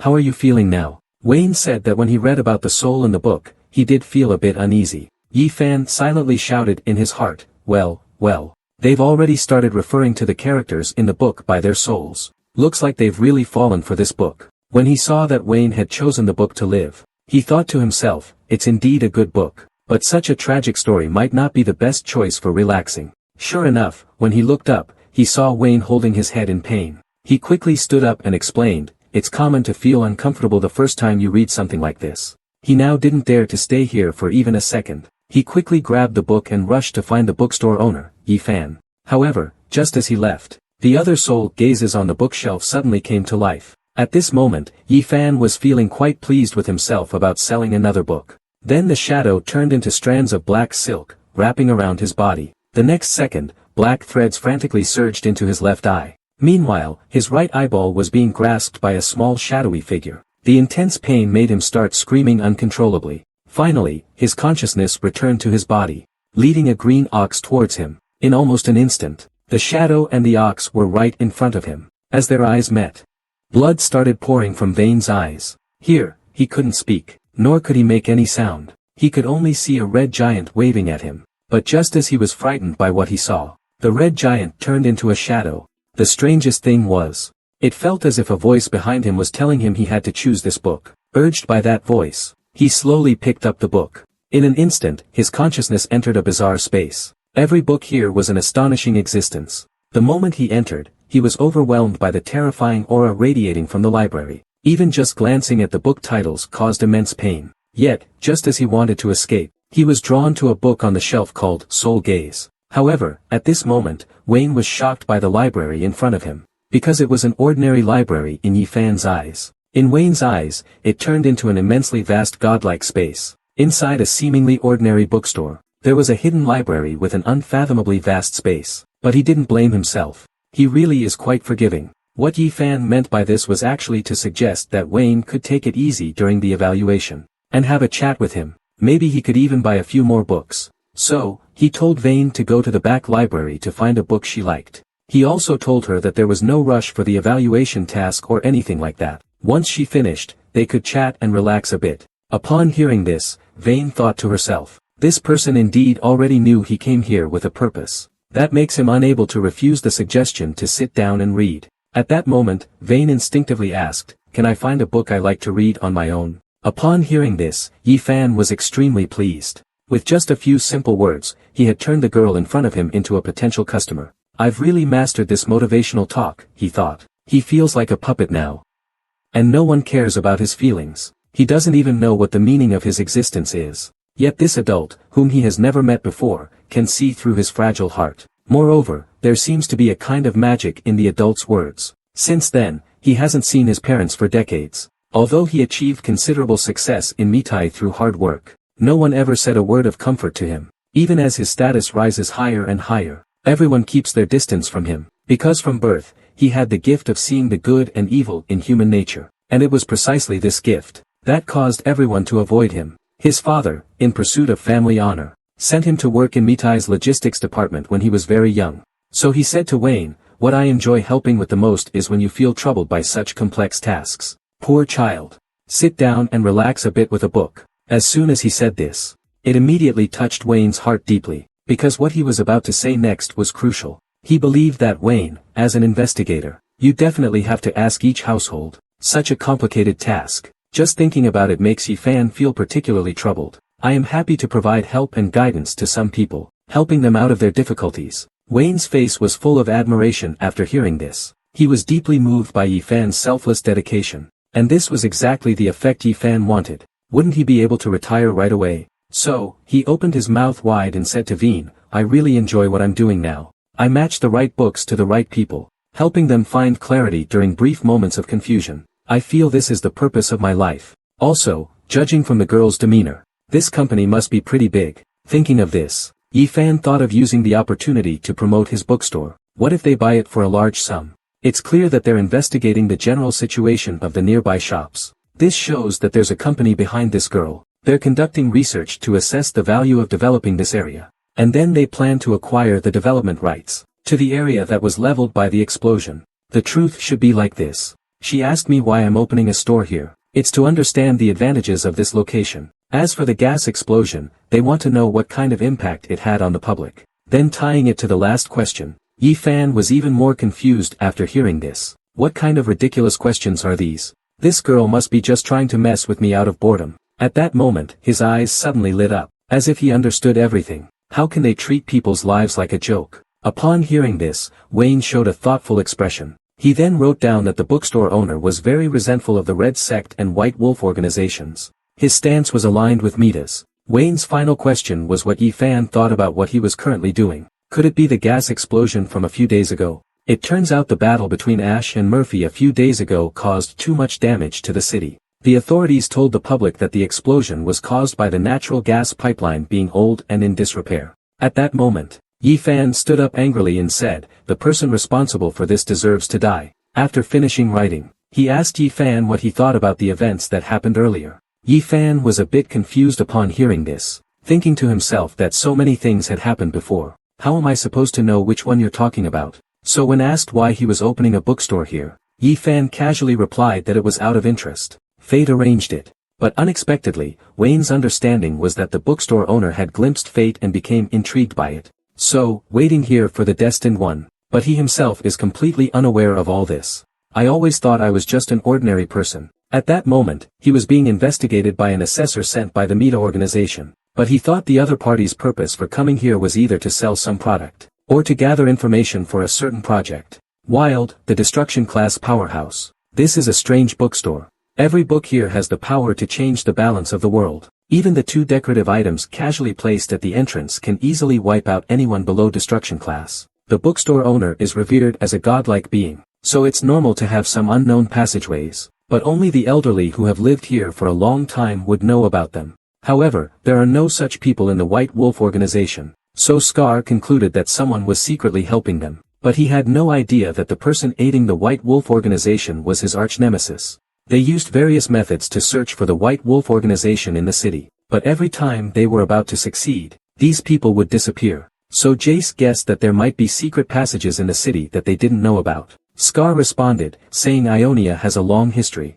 After hearing this, Wayne felt relieved. He thought to himself, this lord is quite magnanimous. At least for now, his life wouldn't be in danger. Meanwhile, on the other side, Jace was reporting to Scar about the recent situation of the White Wolf organization. She then pleaded, asking if she could ask a few small questions. If he was willing to cooperate, we would be immensely grateful. Yi Fan was very interested in his next question. He generously said, ask whatever you like. She believed that Yi Fan had already seen through all her actions, even the slightest misstep in front of him, and this master could drown her at any moment. So she quickly squeezed her legs together, and sincerely apologized for disturbing Yi Fan. So Yi Fan mysteriously said, since you chose to come to me, didn't you think you'd encounter something like this? Especially since you specifically came to find me. As soon as he said this, Vayne was so scared that she couldn't move, and Wayne instantly lost half his health. Looks like he's just a naive newbie, but as a famous master of motivational talks, a life coach,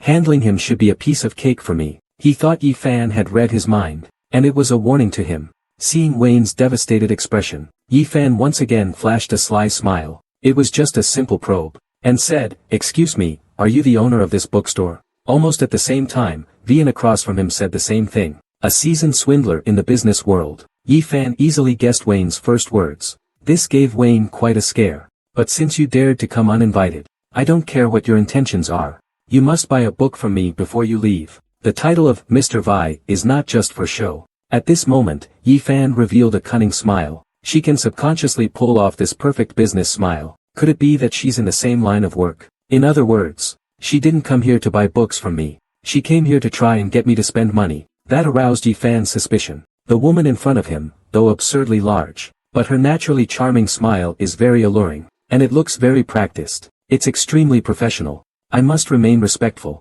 I absolutely can't provoke him to anger. So, Vayne sat respectfully in front of Yi Fan, and said, hello. But it was precisely this, hello. Yi Fan was just an ordinary person without any ability fluctuations, but according to rumors, Yi Fan had silently taken down the brilliant and imposing presence. Facing such an existence, Vayne thought to herself, However, by this time, Wayne had already reached the bookstore's entrance. After pondering for a moment, Wayne walked in.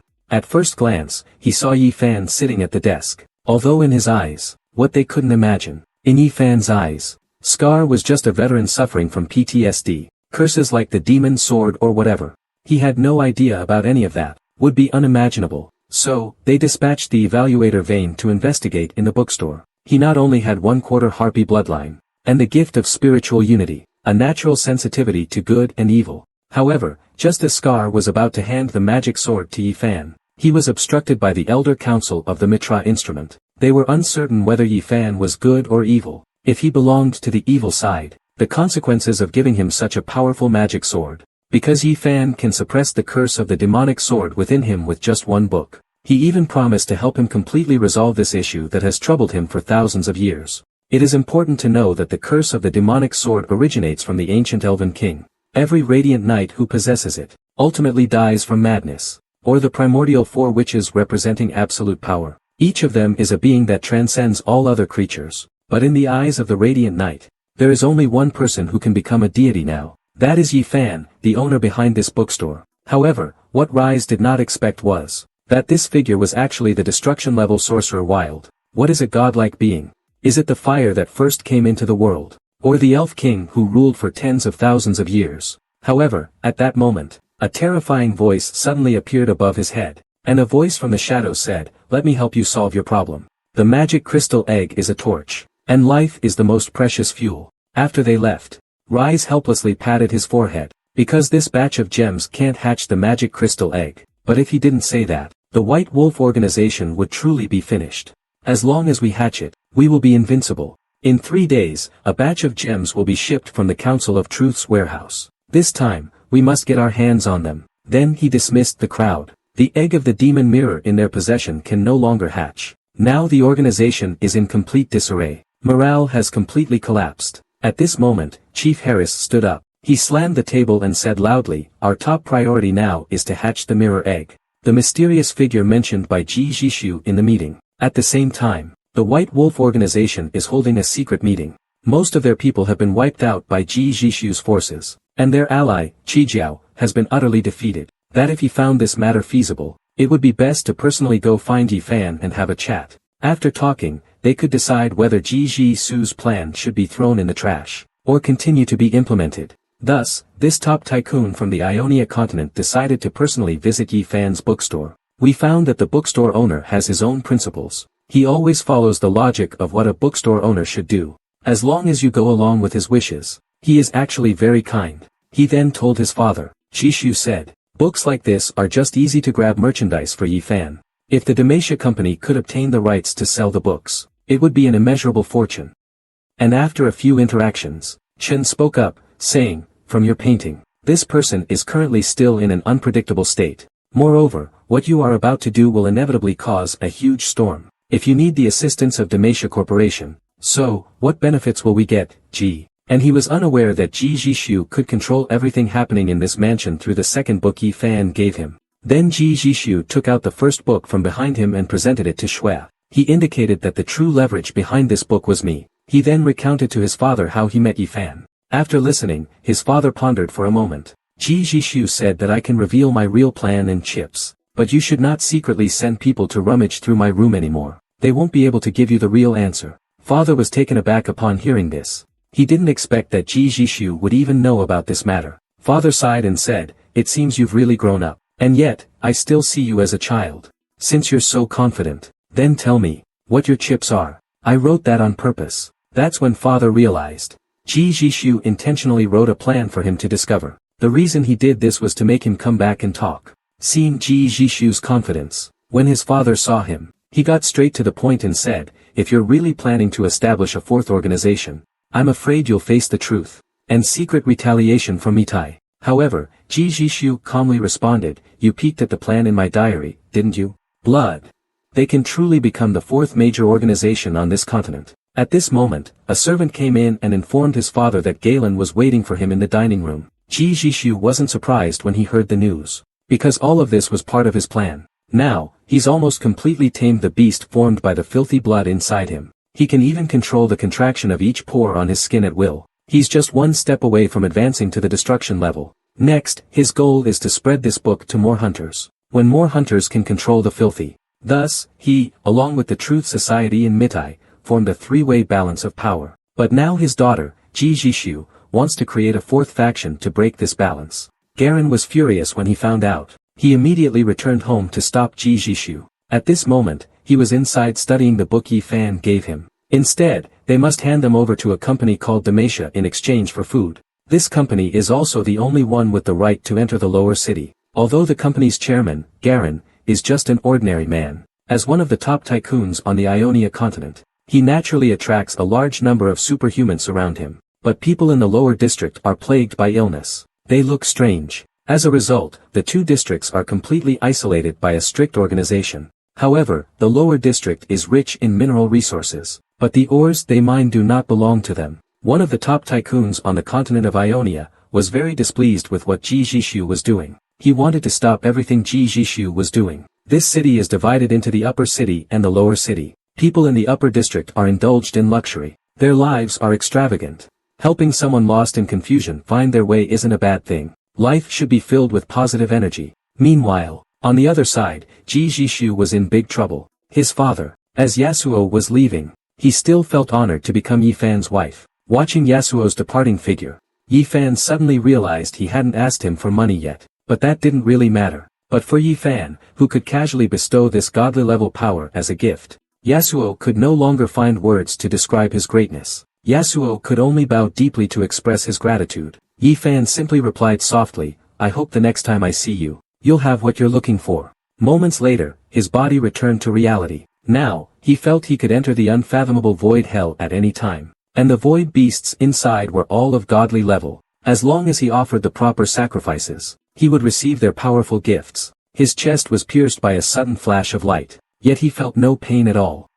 Instead, there was a sense of relief, as if his body was being purified. As more and more void beasts appeared, he had become the only light in the void hell. Moreover, it felt as if there was a force within the book urging him to open it quickly. But when Yasuo opened the book, his body fell into a hellish void full of darkness. The book in his hand was the only source of light. At this moment, a void beast appeared before him. "You definitely have no experience.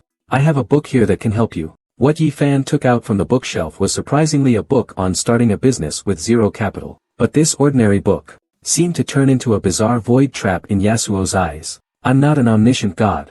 I just say some motivational quotes based on the customer situation. How you interpret it is up to you." At this moment, Yi Fan saw that Yasuo had been almost fooled by him. He said, "It's your first time starting a business." Thinking of this, he couldn't help but ask, "Was all of this within your expectations?" Yi Fan said seriously, "On the surface, of course it was. But in his heart, he thought, how could I have known? If that's the case, everything would make perfect sense. So you've been planning this all along. And I get to be a small pawn in this game. It's truly an honor." And the new organization he founded is growing rapidly. It turns out he had received help from the owner of this bookstore. "Could it be that you want me to integrate the independent hunters, and then join Jizixu's organization, to help him establish a force that can rival Might Nai? He ran into some trouble a few days ago. I was the one who helped him out." When Yasuo heard this name, his expression changed dramatically, because Ji Jishu's strength had suddenly increased recently. As a result, they may intensify their behavior. "If you're willing to give it a try, I can introduce you to a new job.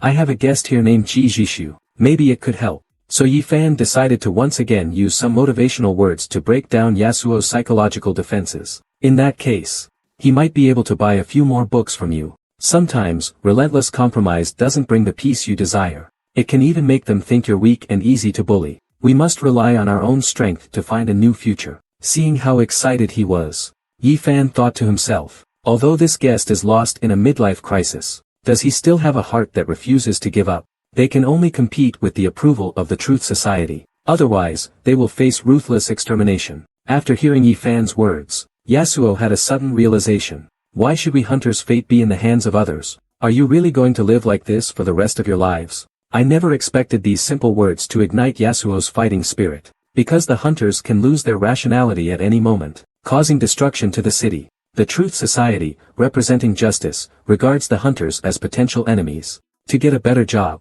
be brave enough to make a change, and find the meaning of your existence. Think about your current situation. and also about the people around you in similar situations. Everything was under his control, but Yasuo didn't know that. In Yifan's eyes, he was just a middle-aged man facing difficulties at work. So he suggested Yasuo find another path. However, he never expected that a simple rose in this bookstore almost cost him his life. Moreover, the bookstore owner guessed in one sentence that he was facing a career advancement issue. It was then that he realized he was being used by the Truth Society. The bookstore owner's every action showed he was an all-powerful being. He can only rely on medicine to maintain his condition. Only by advancing to the destruction level can one escape this despair. So he decided to take on the bounty to kill the destruction level powerhouse, Wild, and disguised himself as a regular customer to investigate a bookstore. After completing the task, he would receive help from the Truth Society. This external source of power was extremely unstable. As you age, you gradually get assimilated by beast blood, and lose your sanity. At Yasuo's age, and said, "My dear customer, have you ever thought about seeking another path?" The man had diligently practiced for over 3,000 years. Yet he was always just one step away from becoming a catastrophic powerhouse. The hunter lineage he belonged to gained immense power through the tainted blood of dream beasts, even disregarding my safety. However, to Yifan, Ermelin believed that Yasuo was just looking for a promotion and a raise, but he was frequently exploited by his superior. So he poured a cup of coffee for Yasuo. Yasuo's purpose in coming here just so happens to be seeking the Council of Truth's catastrophic certification. When he heard this, he thought Yifan had known all along. Inwardly, he cursed the Council of Truth for not telling him that the man in front of him was such a great being. With a sigh, he said to Yifan, "I just wanted to get a promotion certificate, but they took the opportunity to use me." He wanted to leave quickly, but his body, driven by fear, collapsed into the chair. At that moment, he really wanted to cry, but what Yifan said next left him in shock. Yifan said, "I'm guessing the issue you're facing is about career advancement, right?" While picking my ear and pretending to be an ordinary person to investigate the shop. "In the end, I got tripped up by you, damn it. You would have completely talked me out of it." At this point, Yifan urged him once again to sit down and talk. Is helping people feel better meant literally?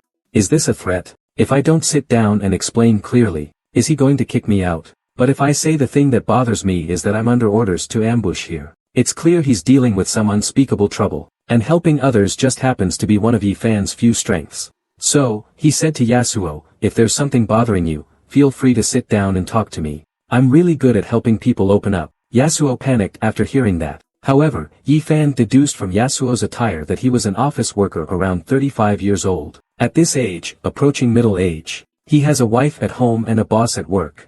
This is exactly the time when pressure is overwhelming. And looking at his painful expression, destruction level certification, Wild.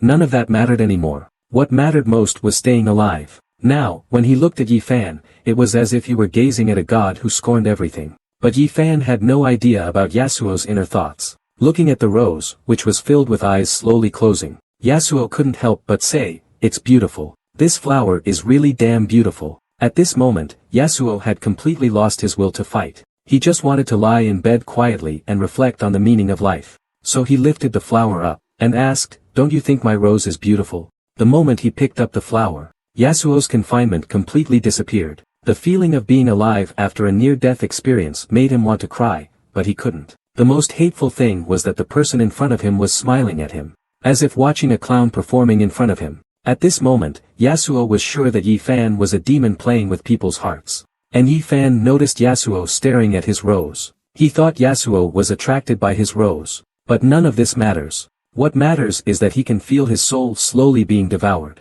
But he couldn't stop anything. He could only wait for death slowly. This desperate sense of powerlessness almost made him cry. I couldn't help but start cursing in my heart. It turns out he had seen through my disguise long ago. He had planned everything from the very beginning, just casually watching. I damn well can't even move. How can I just casually watch? He didn't detect any supernatural fluctuations from the roses. Suddenly, he realized that not only was his body immobilized, but the roses were also draining his soul. At that moment, he recalled what Yifan had just said about just taking a look. "If you have any questions, come find me, and then I can go challenge Wald to a duel to the death." But when his gaze fell on a bouquet of roses, he was immediately frightened. Because from the bouquet, an eye suddenly crawled out. But just a moment ago, when he used his ability to investigate outside, Yasuo responded that he was just browsing casually. Yifan said, "Feel free to look around. If you have any questions, come find me."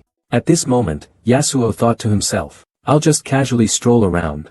He thought as long as he disguised himself well, he wouldn't be discovered. And he was very confident in his disguise skills. As for Yi Fan, the bookstore owner, when he saw someone enter, he stood up enthusiastically and said, "Welcome." Being a smooth talker, he naturally wouldn't miss any chance to make money, then launch a counterattack. Even if he's just one step away from destruction, there's no way he can escape unscathed. After thinking for a long time, Yasuo finally decided to push the door open. Yet now he stands at the entrance of an ordinary bookstore, hesitant to approach. Although his mission is to disguise himself as an ordinary customer to conduct basic probing inside the bookstore, a series of recent events on this continent are intricately linked to the owner of this bookstore.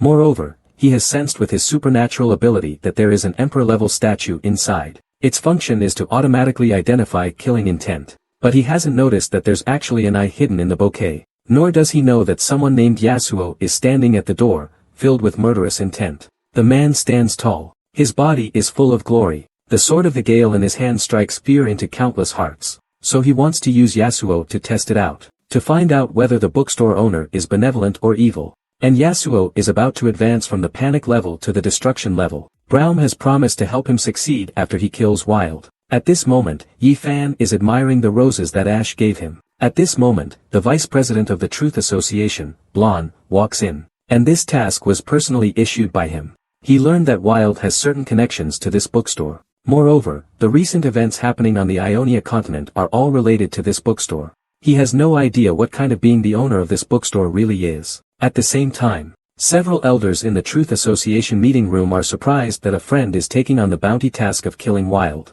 You have to know that Wild is a devastatingly powerful being. No one dares to provoke him. But the one taking on the task is just a panic-stricken hunter named Yasuo. Even more baffling was why just an ordinary bookstore could draw so much attention from these two powerful beings. In the end, Scar stepped in to explain a bit. Only then did Ash give up on the idea of killing. Seeing this, Ezreal quickly fled the scene. After she finished speaking, a terrifying aura began to radiate from Ash, which immediately scared Ezreal to tears. He could feel that if he moved even slightly, he would be obliterated. He now had no idea what to do. Just at that moment, Ash walked out of the bookstore. The sage's staff appeared in her hand. "Human, what are you doing before my lord's gate? Who gave you the courage to spy on my lord's presence?" He naturally knew how terrifying the owner was, so he quickly tried to stop him. But Ezreal was stubborn, insisting on investigating the truth despite the warnings. He even went as far as to have a fierce argument with Scar, the Radiant Knight. And the battle, which should have been a sure victory, ended in defeat.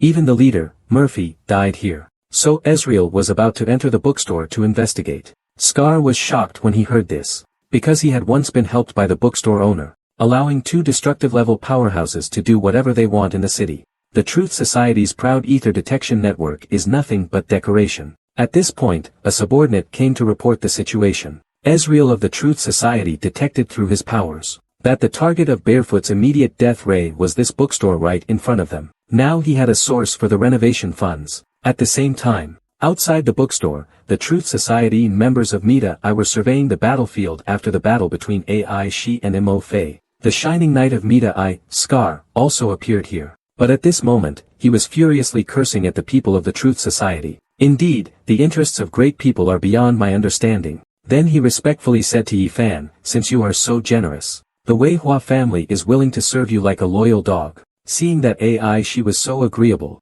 Yi Fan was overjoyed. "I'll give you a bulk discount." When Ash saw it, he was shocked at the time. Such a precious book. And this gentleman is printing it in bulk. So, he decided to use the strategy of scarcity marketing.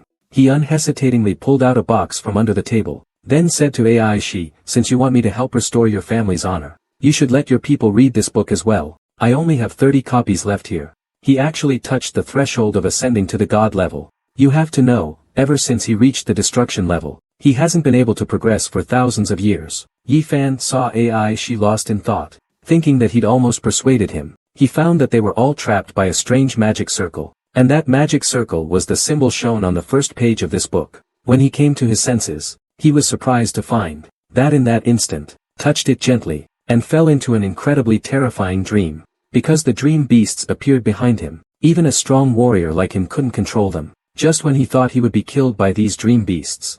I can't imagine what role this mysterious man played in the reign. At this moment, Yi Fan naturally didn't know about Aishi's thoughts. He just wanted to sell his book as quickly as possible. So he eagerly pulled out a book with articles and totems. Aishi only lightly. And within this vortex, the battle I just had with Murphy, 2 destroyers and powerful beings, was nothing more than a small splash to him. He didn't even want to hear the sound. Is this really the perspective of someone in a high position? To the turbulent undercurrents. Right now, the continent has not only hunters and wizards, but also the Medai and the Church of Truth. The various forces are intertwined and complex, forming a huge vortex. Although he had specially activated the silent barrier, the mysterious person before him couldn't possibly be completely oblivious. Yet he attributed the reason to the sound of rain. Could he be referring to something else? Could the so-called rain be referring to the current situation in the entire Ionia continent? She easily resolved the issue. So, Yi Fan honestly said that the sound of the rain was too loud. I really didn't hear anything. But this remark took on a different meaning in Aishi's ears. Because just now, in order not to disturb Yi Fan stared at Aishi for a moment. He noticed that she just looked a bit pale. Her clothes hadn't changed at all. He thought to himself, Ms. Aishi is truly of noble birth. However, the blinding light from before had disappeared. It seems that Aishi's negotiation was quite effective. At this time, Aishi also walked in, and said, sorry to keep you waiting. The commotion outside didn't disturb you, did it? So he gracefully turned and returned to the bookstore, leaving only Murphy's cries of pain behind him. At this moment, Yi Fan in the bookstore suddenly felt a tremor in the ground. But after he approached the window, all he could see was a vast expanse of fog. As the figure of the beast fully emerged, Murphy was even more terrified, because his dream beast was like an ant before it. Seeing this, Aishi knew the battle was lost. Is because his family is protected by witches who control dreams. Summoning dream beasts is an innate ability they possess. Morpheus's actions are practically suicidal. Ash gently snapped his fingers. A gigantic claw suddenly appeared in front of Murphy. Instead, she mocked the opponent for being uneducated. It's terrifying, but Morpheus thinks he's been scared senseless by his own dream beast. Ash said there's no point in saying more. In just a few seconds, the truth will be revealed. The reason he's so confident. But he had to do this. Because the teleportation array was destroyed, he had no way out. Watching the dream beast getting closer, Aishi remained calm. Then, their souls were drawn away by beams of light. At the moment the ritual was completed, a gigantic dream beast burst forth from the coffin. Murphy stood atop the dream beast. At this moment, the battlefield that once had hundreds of people was left with only Murphy. The members of the Scarlet Cult, upon seeing this, first showed expressions of surprise, but the next moment, everyone, under the capture of the Sleepless One, became extremely excited. At that moment, they actually wanted to transform themselves into nourishment to be offered to the Sleepless One. Falling to the ground, seeing his comrades reduced to broken limbs, Murphy was furious. Lightning flashed between his hands, and the Eternal Rest coffin appeared behind him. He hurriedly ordered the black wizards around the teleportation array to scatter. But it was too late. After a loud explosion, the teleportation array was destroyed. The surrounding dark wizards also lost their lives. All things in the world were tied to this one arrow. Do not mistake mercy for weakness. Then Ash used all her strength to shoot the arrow into the sky. Murphy saw this and sensed something was wrong. It merely shifted a little bit. Could it be that upon seeing this, one can't believe that this seemingly fragile elf is actually a being of destructive power? Even less can they believe that such a powerful existence would refer to the bookstore owner as their master. At this moment, Ashiko was chanting a spell to disassemble the staff. Moments later, a massive bow and arrow was formed, commanding all life in the forest. Guard my master's peace. Then many saplings sprang up from the ground. In almost an instant, they formed a towering tree. And when that incredibly powerful beam of death struck it, it was only at this moment that Ash finally revealed his full power. He turned out to be a cataclysmic transcendent being as well. He took out the sage's staff, and raised his arm, shouting in the name of the Grand Elf Sage. Then the branch grew larger and larger, until it became a sage's staff. As the staff descended, the ground suddenly shattered. A massive surge of energy spread out in all directions. However, the moment Ash stepped out the door, their dreams had already shattered. Ash looked at the ray in front of him, capable of destroying everything, without fear. He slowly extended his hand. A withered branch appeared in his hand. All of this was to restore the glory of the Iris family. When he pushed open the door, the death rays had already reached the entrance of the bookstore. The barefoot crowd in the air was extremely excited, as if they were witnessing a great masterpiece nearing completion. Everything in its path turned to ashes, and Ash could also feel the overwhelming power of the death ray. but he still resolutely walked out, because he believed this was Yi Fan's test for him. Only by passing it could he receive help from this being comparable to a deity. Even if the bookstore owner is powerful, he'll be severely injured if not killed. As soon as he gave the order, a massive energy burst from the magic circle, surged out, forming a skyward beam that blasted the ground. Their magic circle had already been completed. They were about to use the instant death ray to flatten the bookstore to the ground. Mo Fei confidently said, "At such close range, being able to solve your troubles is my honor." Yi Fan was once again confused after hearing this. Indeed, anyone who could be friends with Ji Jishu isn't normal. At this moment, outside, the barefoot leader Lin Li hovered in midair.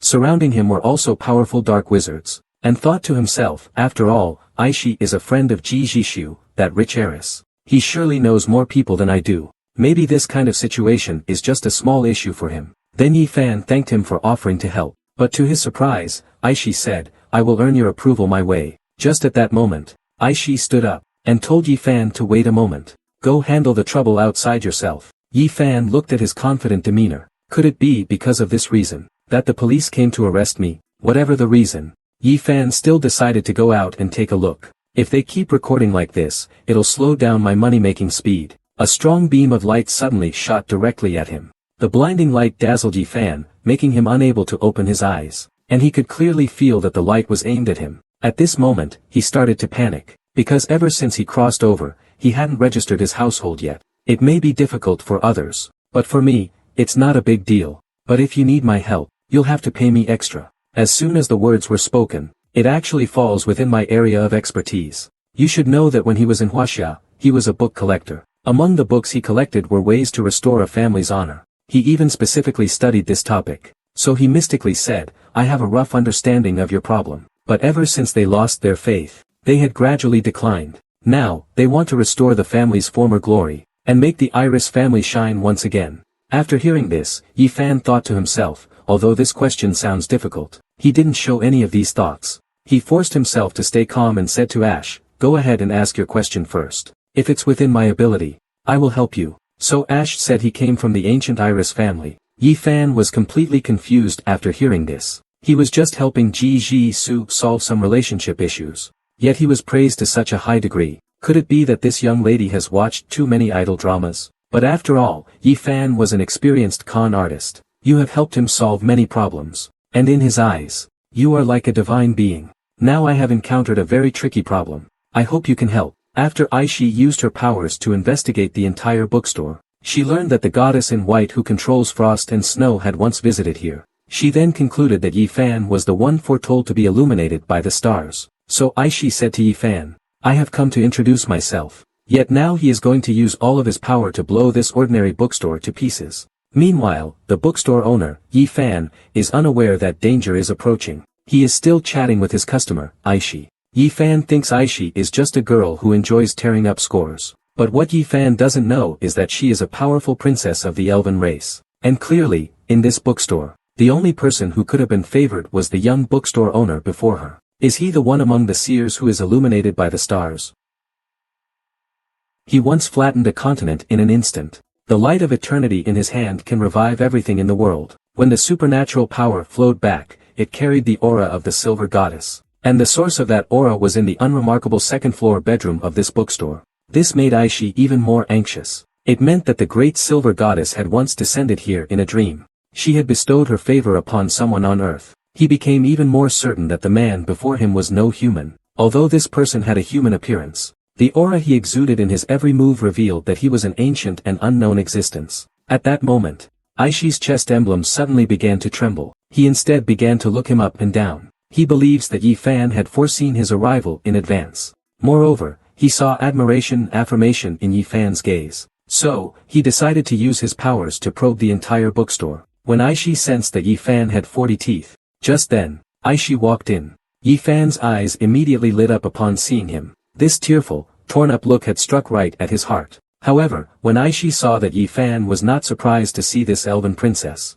that the woman Yi Fan dreamt of last night, with her body pure white, was actually the silver goddess. The next day, Ash came to Yi Fan's bookstore. At that moment, Yi Fan was confused because he had suddenly grown 8 more teeth. Although there was no change in appearance, he felt more and more like a pyramid scheme leader. He believes that aside from the 4 primordial witches, no one can be called an omniscient deity. If after seeing Yi Fan, he finds that he's not as great as expected, he wouldn't hesitate to kill him immediately. However, none of them expected. She's also someone comparable to an omniscient deity. At this moment, Yi Fan couldn't help but sneeze. Ash said he would go after the heavy rain stops, but when he got to the kitchen, his face darkened. LeBlanc prophesied that the silver goddess will soon descend into Ionia's dreams, to bless a person illuminated by the stars. Ji Jishu suggested that Ash head to the bookstore on 32nd Street. The owner there might be able to help you, because she is a true master of film and television. Later, some elves made a pact with the witch LeBlanc to obtain the underworld.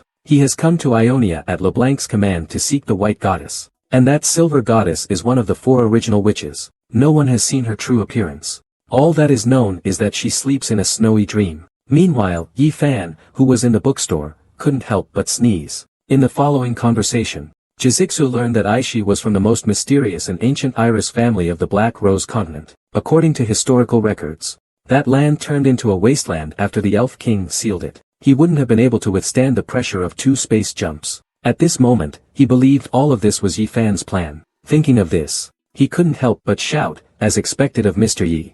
So everything was under his control, and explained the whole situation to him. But unexpectedly, Ji Jishu thought he had used a space jump after exhausting his strength. Even if it didn't kill him, it should have crippled him. Yet he survived without any harm. Moreover, if it weren't for Yi Fan's iron will reshaping his soul, they would definitely discover him, a very rare elf on this continent. When Ji Jishu woke up from her coma, he found himself in an unfamiliar place. At that moment, Aishi walked over. To escape for her life, she forcibly used 2 space jumps. The final landing point happened to be right in front of Ash's house. When Ash saw her, he chose to bring her back home, because if her pursuers arrived here, the girl's name is Aishi, and the reason she's here is because yesterday she saved an injured girl at her doorstep. That girl is Ji Jishuan, who had been helped twice by Yi Fan. In the first episode, she was seriously injured by a dark wizard from the White Wolf organization. Even when she used her powers to scan the surroundings, she sensed the presence of the goddess of frost and snow, Silver.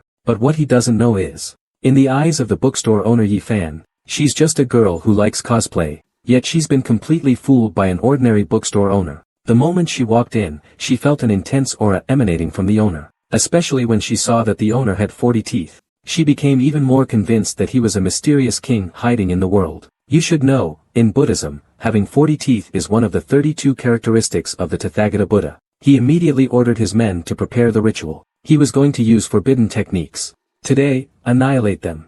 Reduce the bookstore to ruins. She is clearly a powerful elven princess. But you refused, citing your focus on hatching the magic mirror egg. Half an hour ago, Wild had just visited that bookstore. The owner of that bookstore is the culprit behind Wild regaining his strength and the failure of this matter. Lofi was extremely angry upon hearing this. He questioned him, saying if he couldn't give a satisfactory answer, then Murphy would assume he was also involved. And Rise was already drenched in sweat, terrified by the atmosphere. Stammering, he said a few days ago, I suggested you investigate a bookstore. It takes at least 3 days to travel from the White Wolf's territory to here. Yet HRYS somehow predicted his defeat, and arrived here ahead of time. Thinking of this, Murphy exuded a terrifying aura. Why did Wild go out for only half an hour, and come back to stab his most beloved apprentice to death? At this moment, the leader of the White Wolf organization, HRYS, requested an audience. He said he knew the reason for Murphy's failure. This left Murphy quite puzzled,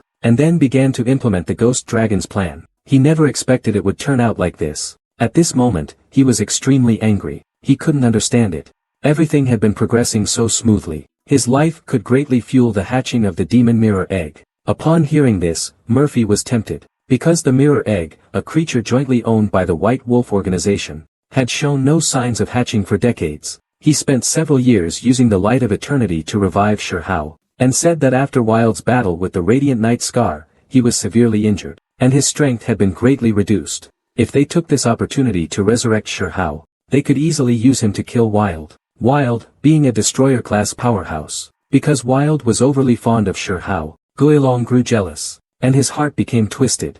So he took the opportunity while Wild was away to kill Shihao. He brought Shihao's soul and body to Murphy, and even launched a counterattack. The information I received clearly said that Wild's strength has greatly diminished. It turns out that earlier, someone named Guilong had found Murphy, And this Goyalong was another disciple of Wild. The flat land had turned into a wasteland. As the smoke cleared, Murphy emerged, his face covered in blood. He knew the secret of controlling Shirhao had been exposed, but what he didn't expect was that Wild was powerful enough to track him through a corpse. It struck the mountaintop where the chamber was located. The shockwave from the explosion even sent him, a destructive-level powerhouse, flying. By the time the Crimson Cult members arrived, this place had already been reduced to ruins. Blood flowed out from the formation. What happened next shocked him even more. He saw the ground of the secret chamber starting to crack. Immediately after, a massive energy ball fell from the sky. Was also the leader of the Crimson Sect. Could it be on the other side? Inside the Crimson Sect's secret chamber, could someone be kneeling before the altar, using soul magic? Suddenly, he opened his eyes wide. Must be a world-destroying dark wizard. Sure enough, looking at the puppetry emanating from the corpse, Wild suddenly understood. The one who wanted to kill him, the owner of the eternal coffin, had no choice, because this disciple, who had died many years ago and come back to life, was no longer himself, and the one who could perform the resurrection so perfectly, the master behind Shirhao. But Shirhao never expected that after Wild took the dagger, he would unhesitatingly stab it into the center of his forehead, watching his disciple slowly collapse. Wild, though reluctant, but when he turned around, a sinister smile immediately appeared on his face. Because the task his master gave him was to learn everything Wild had mastered in his lifetime, and then kill him. He smiled brightly and said to Shirhao, "My good disciple, go get my golden dagger."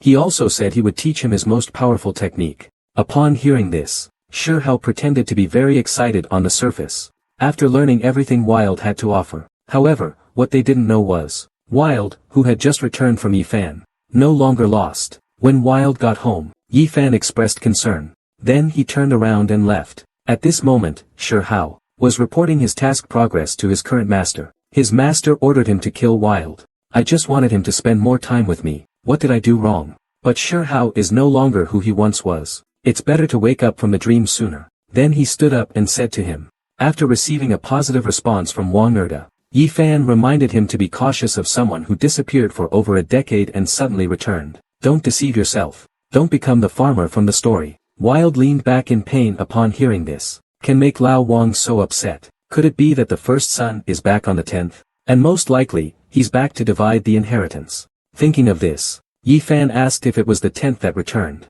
Next, he had to figure out why this lonely old man was sad. As far as he knew, Wild had 2 adopted sons. One had gone to work away from home for over a decade, without a word since. Another person who turned their back after finding their biological parents. Thinking of this, Wild has also come to terms with much of his beautiful past. After all, it's impossible to relive it. Seeing Wild's mood relax, Yifan thought his little warm-up story had worked well. Wild was shocked after hearing this. It felt like he was talking about himself. Turns out Mr. Yi had known all along. He was reminding me. Shirhao is no longer what he used to be. The farmer died as a result. Yifan then said that this story tells us not to trust others easily, don't deceive yourself, and don't be soft-hearted. About to die, a passing farmer found him. Out of compassion, the farmer placed the snake in his arms to warm its body, but the first thing the snake did upon awakening was instinctively bite the farmer in the chest. Yifan decided to tell a short story to lighten the mood. So he asked Wild if he had ever heard the story of the farmer and the snake. Wild said he hadn't. So Yifan began to tell it on his own. Once upon a time, there was a snake that had been frozen stiff. Seeing him in a low mood and silent, Yifan guessed that he must have encountered something troubling. He stayed silent. Yifan also felt awkward asking, to break the uncomfortable silence. He is, after all, a destructive-level powerhouse. He quickly realized. That Shirhao clearly seemed like a different person now. To resolve his confusion, he went to the bookstore to seek Yifan's help. It's impossible for him to resurrect Shirhao. This meant he had lost his beloved disciple forever. For the next 10 years, Wild lived in pain.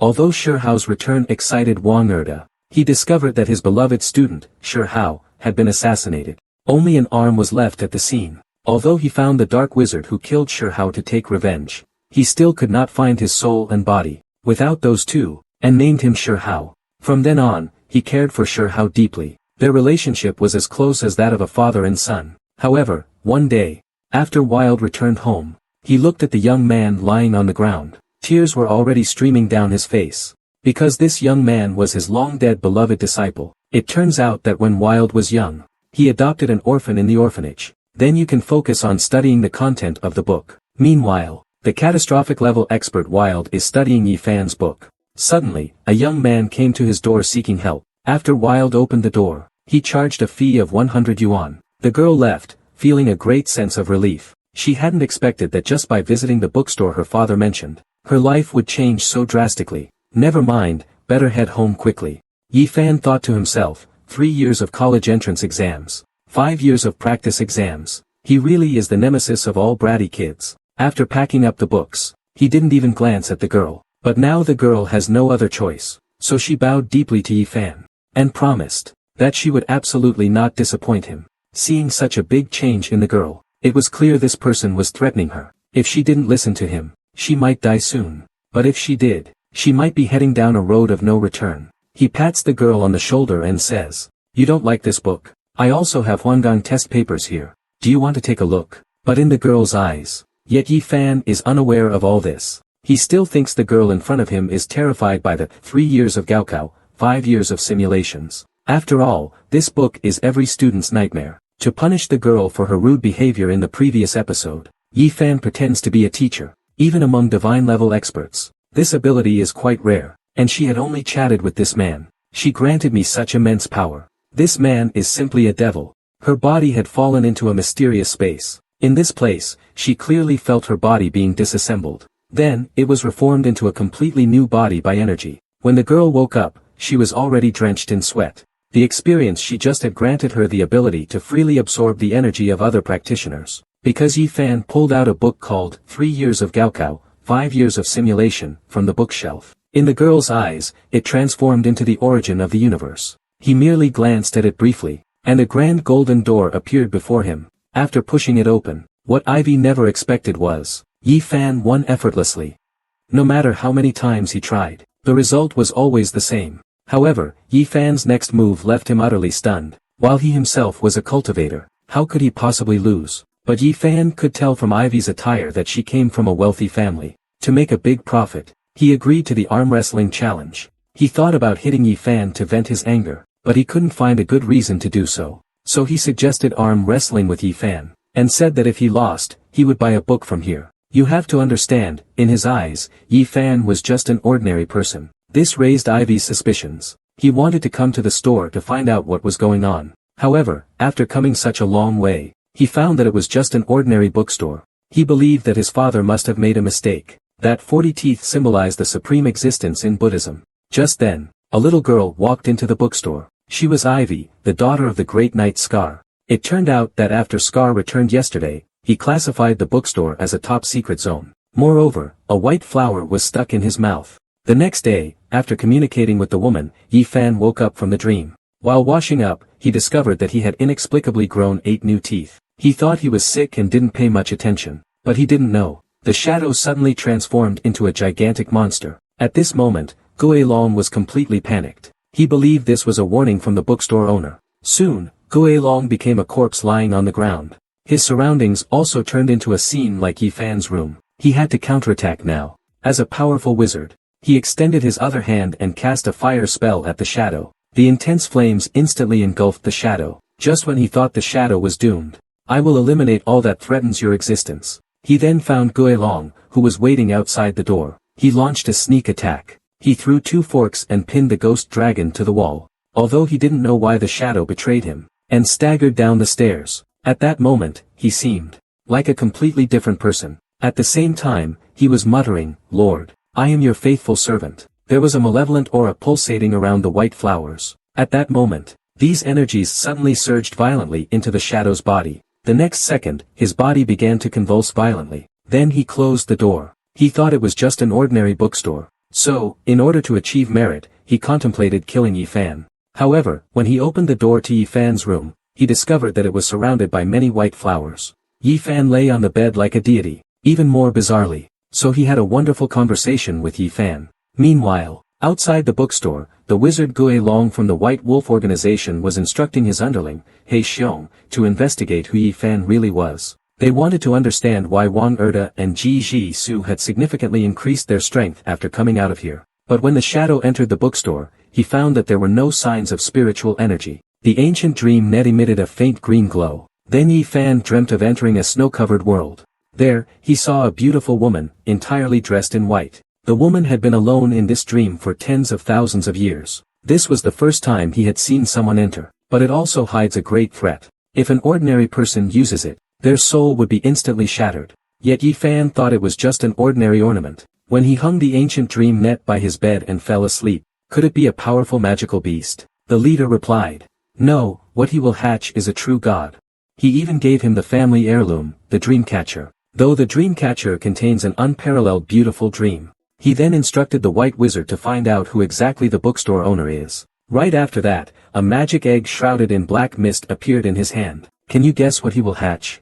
What will it be? The white wizard asked in confusion. So he used spatial teleportation again to escape from here. After he left, the leader said that Ji Jishu had been visiting that bookstore frequently. There must be some kind of connection. While he was speaking, a brand new arm suddenly grew from his shoulder. At this moment, the white wizard beside him raised his magic wand, and released a massive energy ball into the air. When Ji Jishu saw it, he knew he was no match for this person. If we keep fighting, it will only lead to death. After the leader was freed, he pulled out a dagger. In a moment of crisis, Ji Jishu shouted, "Iron Will." The next second, he bit off the leader's arm. There was no time to react. He was knocked to the ground by Ji Jishu. Seeing this, he immediately called out to the white sorcerer for help, and with a simple incantation, the white sorcerer immobilized Ji Jishu.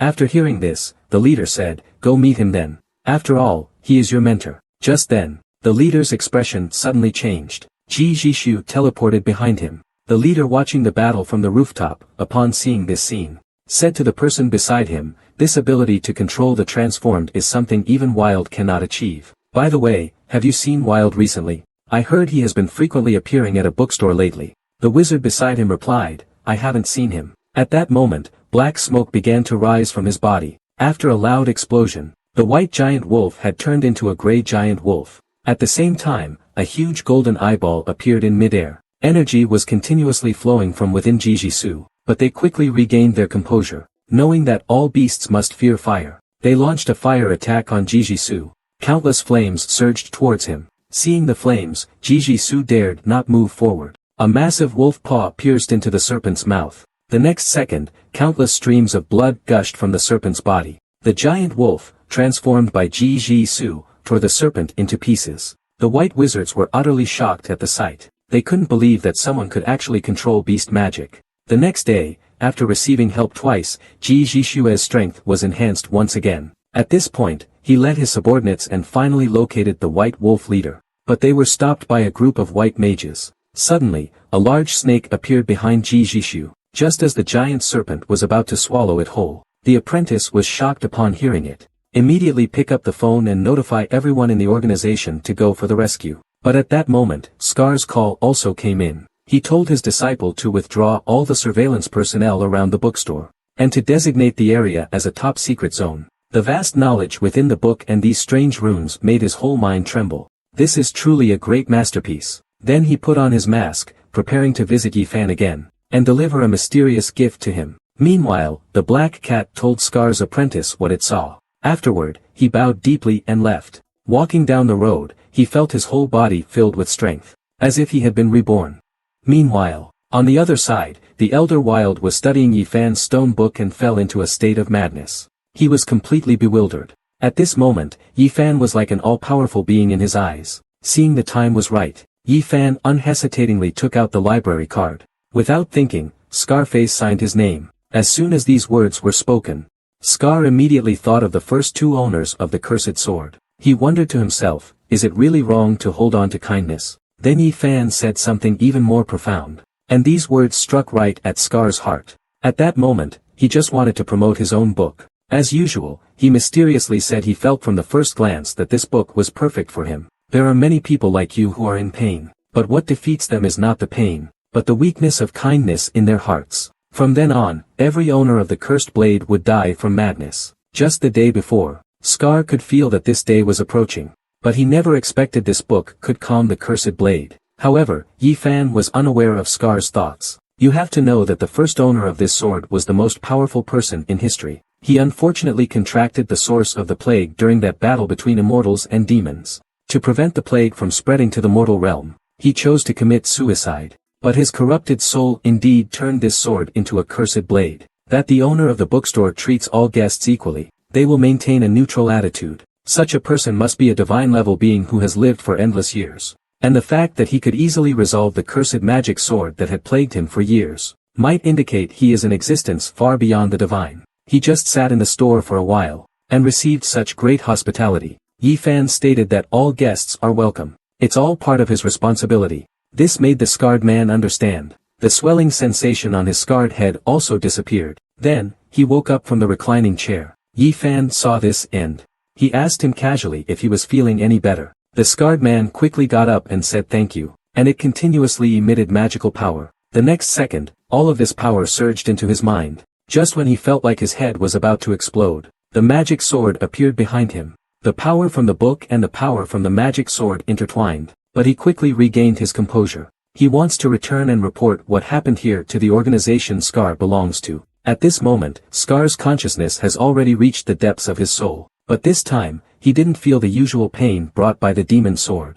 Right after that, the book appeared, with Yi Fan dragging him to a recliner. At that moment, Yi Fan appeared to him as a murderous maniac in the rain. Even the powerful Radiant Knight was so easily defeated in front of Yi Fan. He was so scared that he chose to flee for his life. The terrifying aura Yi Fan just unleashed made him feel like he had walked through the gates of hell. To get close to his idol, he followed Scar to the bookstore. However, after waiting for a long time, his idol never came out. So he decided to go in and take a look. But the scene he saw was Scar collapsing. Upon seeing this scene, it was shocked. Then it hurriedly ran out in a panic. After finding a place where no one was around, the black cat transformed into a human form. Turns out he's the #1 fan of the great Knight of Glory, Scar. So he struggled for a while to move him onto the lounge chair. At this moment, Yi Fan saw that Scar's arm was actually mechanical. He concluded that this old man must be a retired officer. Meanwhile, a black cat walked in, but when he ran over to check carefully, he noticed the steady pulse, and the even breathing. The old man had actually fallen asleep after glancing at a fairy tale book. Yi Fan couldn't bear to see him sleeping on the ground. The cursed magic sword within him resonated with the book. However, before he could figure it out, he collapsed unconscious on the ground. This really gave Yi Fan quite a scare. Could this old man be having a heart attack? These words stirred up his confusion. Who would name a fairy tale the child of the abyss? So, he wanted to take a look to satisfy his curiosity. But the moment he touched the book, he felt a familiar sharp pain and dizziness. The fairy tale turned into a creepy story called Child of the Abyss. Seeing him staring intently at the book, Yi Fan knew his chance had come. He told him that the funny stories in this book are very heartwarming. He could buy a copy and take it home to read. Initially, he was about to leave without any leads. Now he decided to chat with this young man. But when he sat down, his arm accidentally knocked over the fairy tale book Yi Fan had been reading. But in his eyes, he didn't know anything about the family address or similar matters. He even asked Scar to sit down and read for a while to relax. His casual attitude piqued Scar's curiosity. Since becoming a Radiant Knight, no one had dared to speak so casually with him. He had been fighting the old man for hundreds of years. How could they possibly be friends? But he went along with Yi Fan's words anyway, and cautiously tried to ask Yi Fan for the old man's address. But Yi Fan stated that the old man was just his regular customer. Then he asked Yi Fan if he knew the old man Wang Erda. After hearing this, Yi Fan thought the man was a customer introduced by the old man. So he asked, "Are you friends with old Wang?" As soon as he said that, the scar-faced man became even angrier. To bridge the gap, he kindly addressed him as, "Sir." This made the scar-faced man completely confused. He just looked a bit old. But considering Yi Fan was an ordinary person, he let it slide. And the owner here was nothing more than a young man without any energy fluctuations. The only odd thing was the gargoyle on the table. So he asked Yi Fan if he was the owner here. Yi Fan could tell he wasn't very good at speaking. After learning that the old man had been here for a long time, he came to the bookstore to investigate.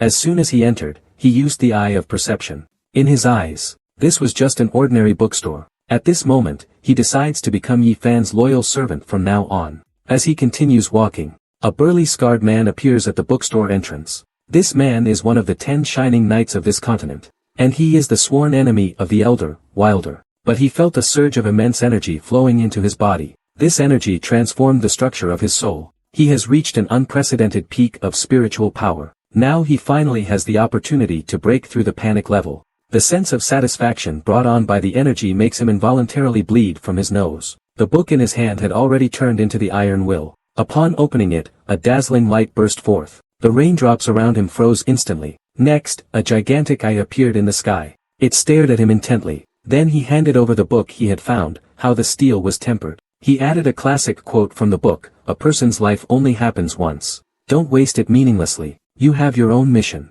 As a result, Shu, still in a daze, wandered into the street. Only he can undo these runes. Could it be that he betrayed the family? Yi Fan noticed Ji Jishu seemed a little down. He continued mysteriously, "When you have a will of iron, no one can defeat you." As soon as those words were spoken, Ji Jishu was instantly shocked. Mr. Yi wouldn't say something like that for no reason. Could it be that Mustache's loyalty rune has a problem? But the one who inscribed the rune is the family's century-old wizard. Yi Fan began to search. But at that moment, he suddenly thought of Little Mustache. And reminded Ji Jishu. The look in Mustache's eyes seems off. You can only trust yourself.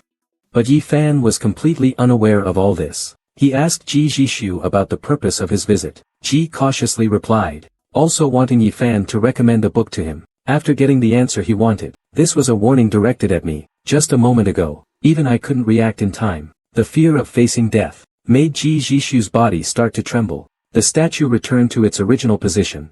As if nothing had ever happened. Yi Fan happened to walk down the road at this moment. In Ji Jishu's view, it was definitely Yi Fan controlling the statue. The statue on the table suddenly opened its massive maw and lunged at him. Then, like grabbing a little chick, it lifted him into the air. The next second, it shoved him into its mouth without hesitation. The blood on the ground was also licked clean. After all of this, he would kill him right there. The man with the mustache, seeing this, started begging for mercy on the surface, but secretly pulled out a document coated with poison. However, just as he was consumed by murderous intent, this man was a complete fraud.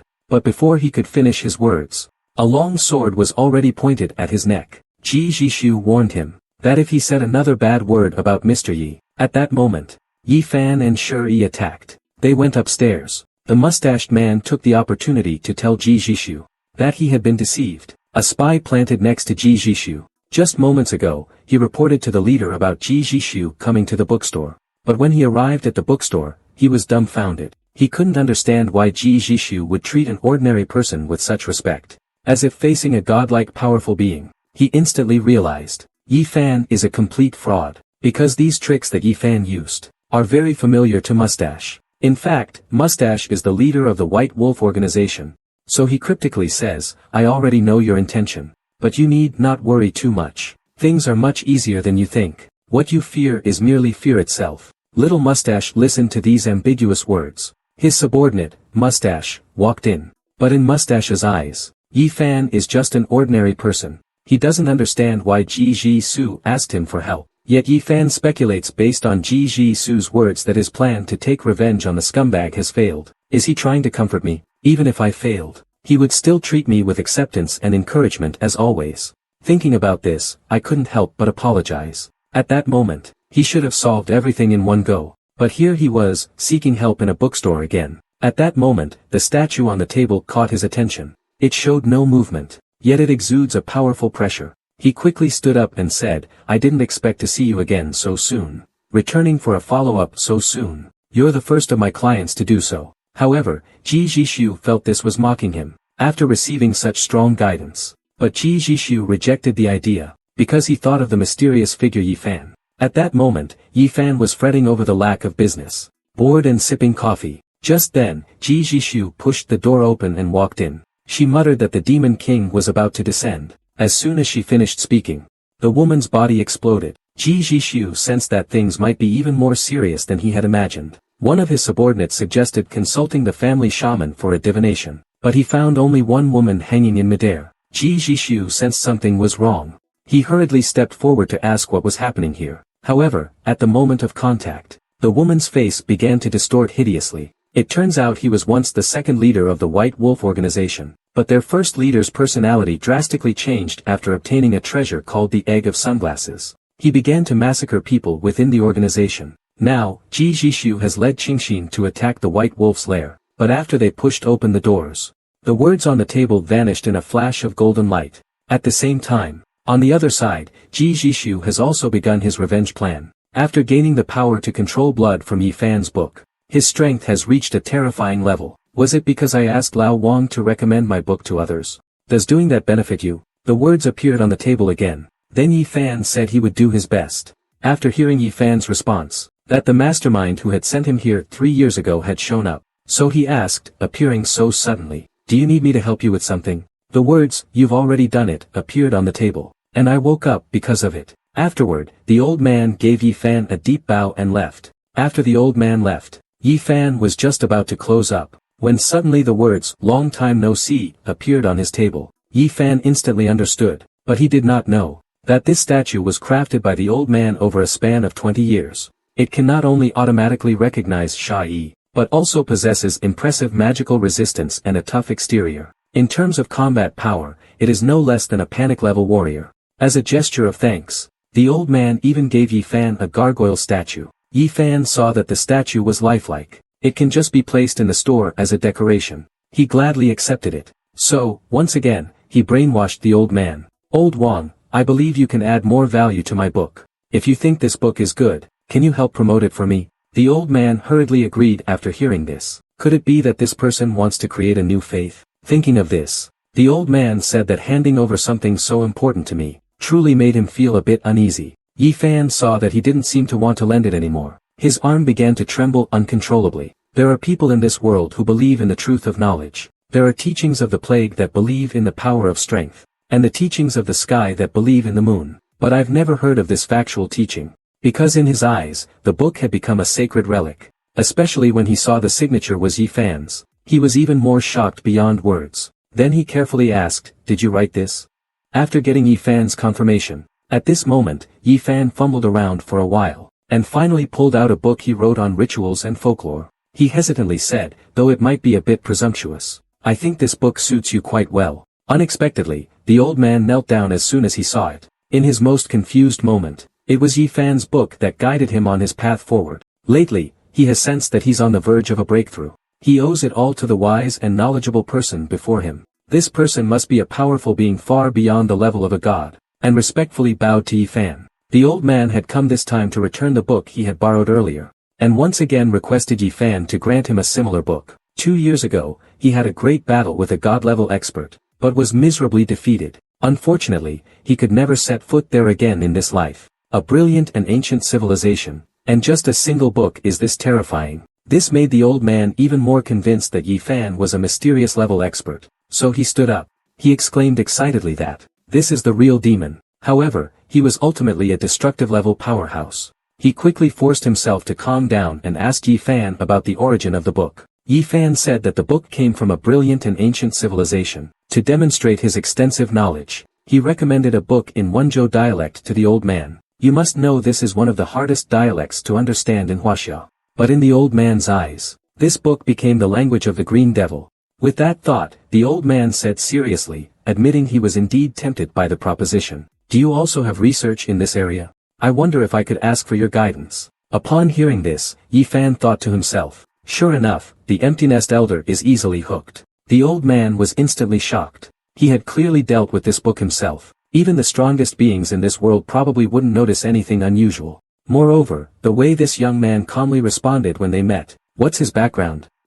As usual, he pretended to be profound. He first said that the books the old man brought involved nearly lost languages. They were very precious. Then he muttered that this book was filled with magic between the lines. As soon as those words were spoken, in Yi Fan's eyes, nothing more than a lonely elder needing care. The old man first came to the store 2 years ago. As soon as he walked in, he asked if they recycled books. Yi Fan guessed from the old man's attire that he was quite a knowledgeable scholar. So he took the books. Looking at the entire world, there are only a few wizards of his destructive level. For someone of that caliber to visit this bookstore, it seems that man was indeed an extraordinary figure. Yet, such a powerful, destructive force. The old man had already disappeared. At that moment, he was so frightened that he collapsed on the ground. Because he recognized that the old man from earlier was none other than the Destruction and Wizard King. His eyes, with the bloodline of a serpent, and the mask on his face are his signature traits. In an instant it was as if he had been targeted by a venomous snake. He didn't dare to move.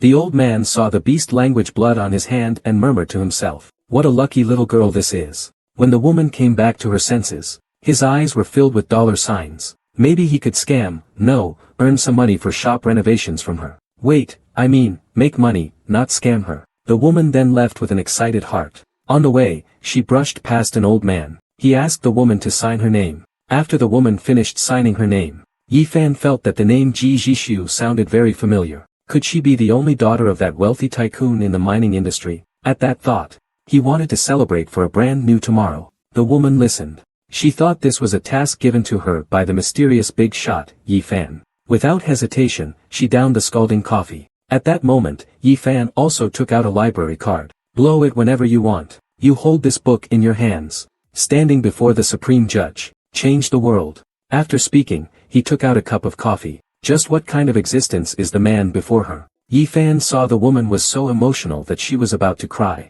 He thought she was moved by his brainwashing rhetoric. So Yi Fan continued to quote directly from the book and fired off a barrage of words at the woman. The horn of the apocalypse. Because the knowledge emerging from the book was the method to control blood recipients. For nearly 10,000 years, countless people have died searching for this method. His appearance is enough to change the structure of the current world. And this man gave it to her so easily. Appeared to the woman as a brilliant veterinary manual. After the woman opened the book, countless liquids burst out instantly, completely devoured her. She was utterly stunned. Listening to the teachings, Yi Fan saw that the time was right. He then took out an ordinary revelation, telling the woman to go home and study it carefully. But this seemingly ordinary book. He says a bunch of encouraging words to the woman, but unexpectedly, his words coincidentally resonate with the woman's experience. In the woman's eyes, the man in front of her already knows everything about her, so he respectfully sits down in front of Yi Fan. It was as if a god was looking down on him, and in Yi Fan's eyes,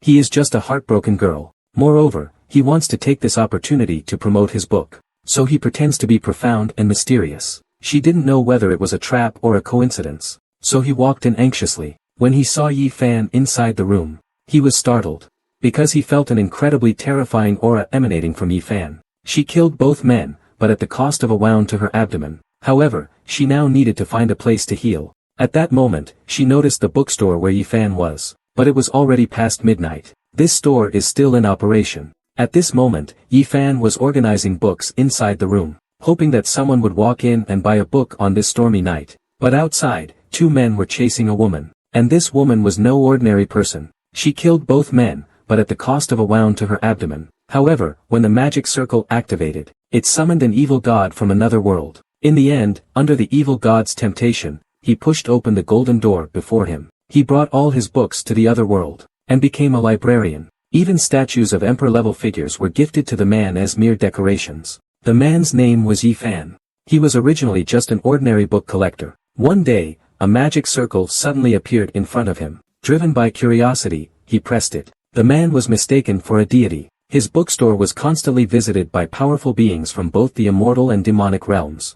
They offered countless treasures just to trade for a book from the man. But in his eyes, they were just ordinary books. In the hands of these powerful beings, however, they became priceless treasures capable of altering heaven and earth.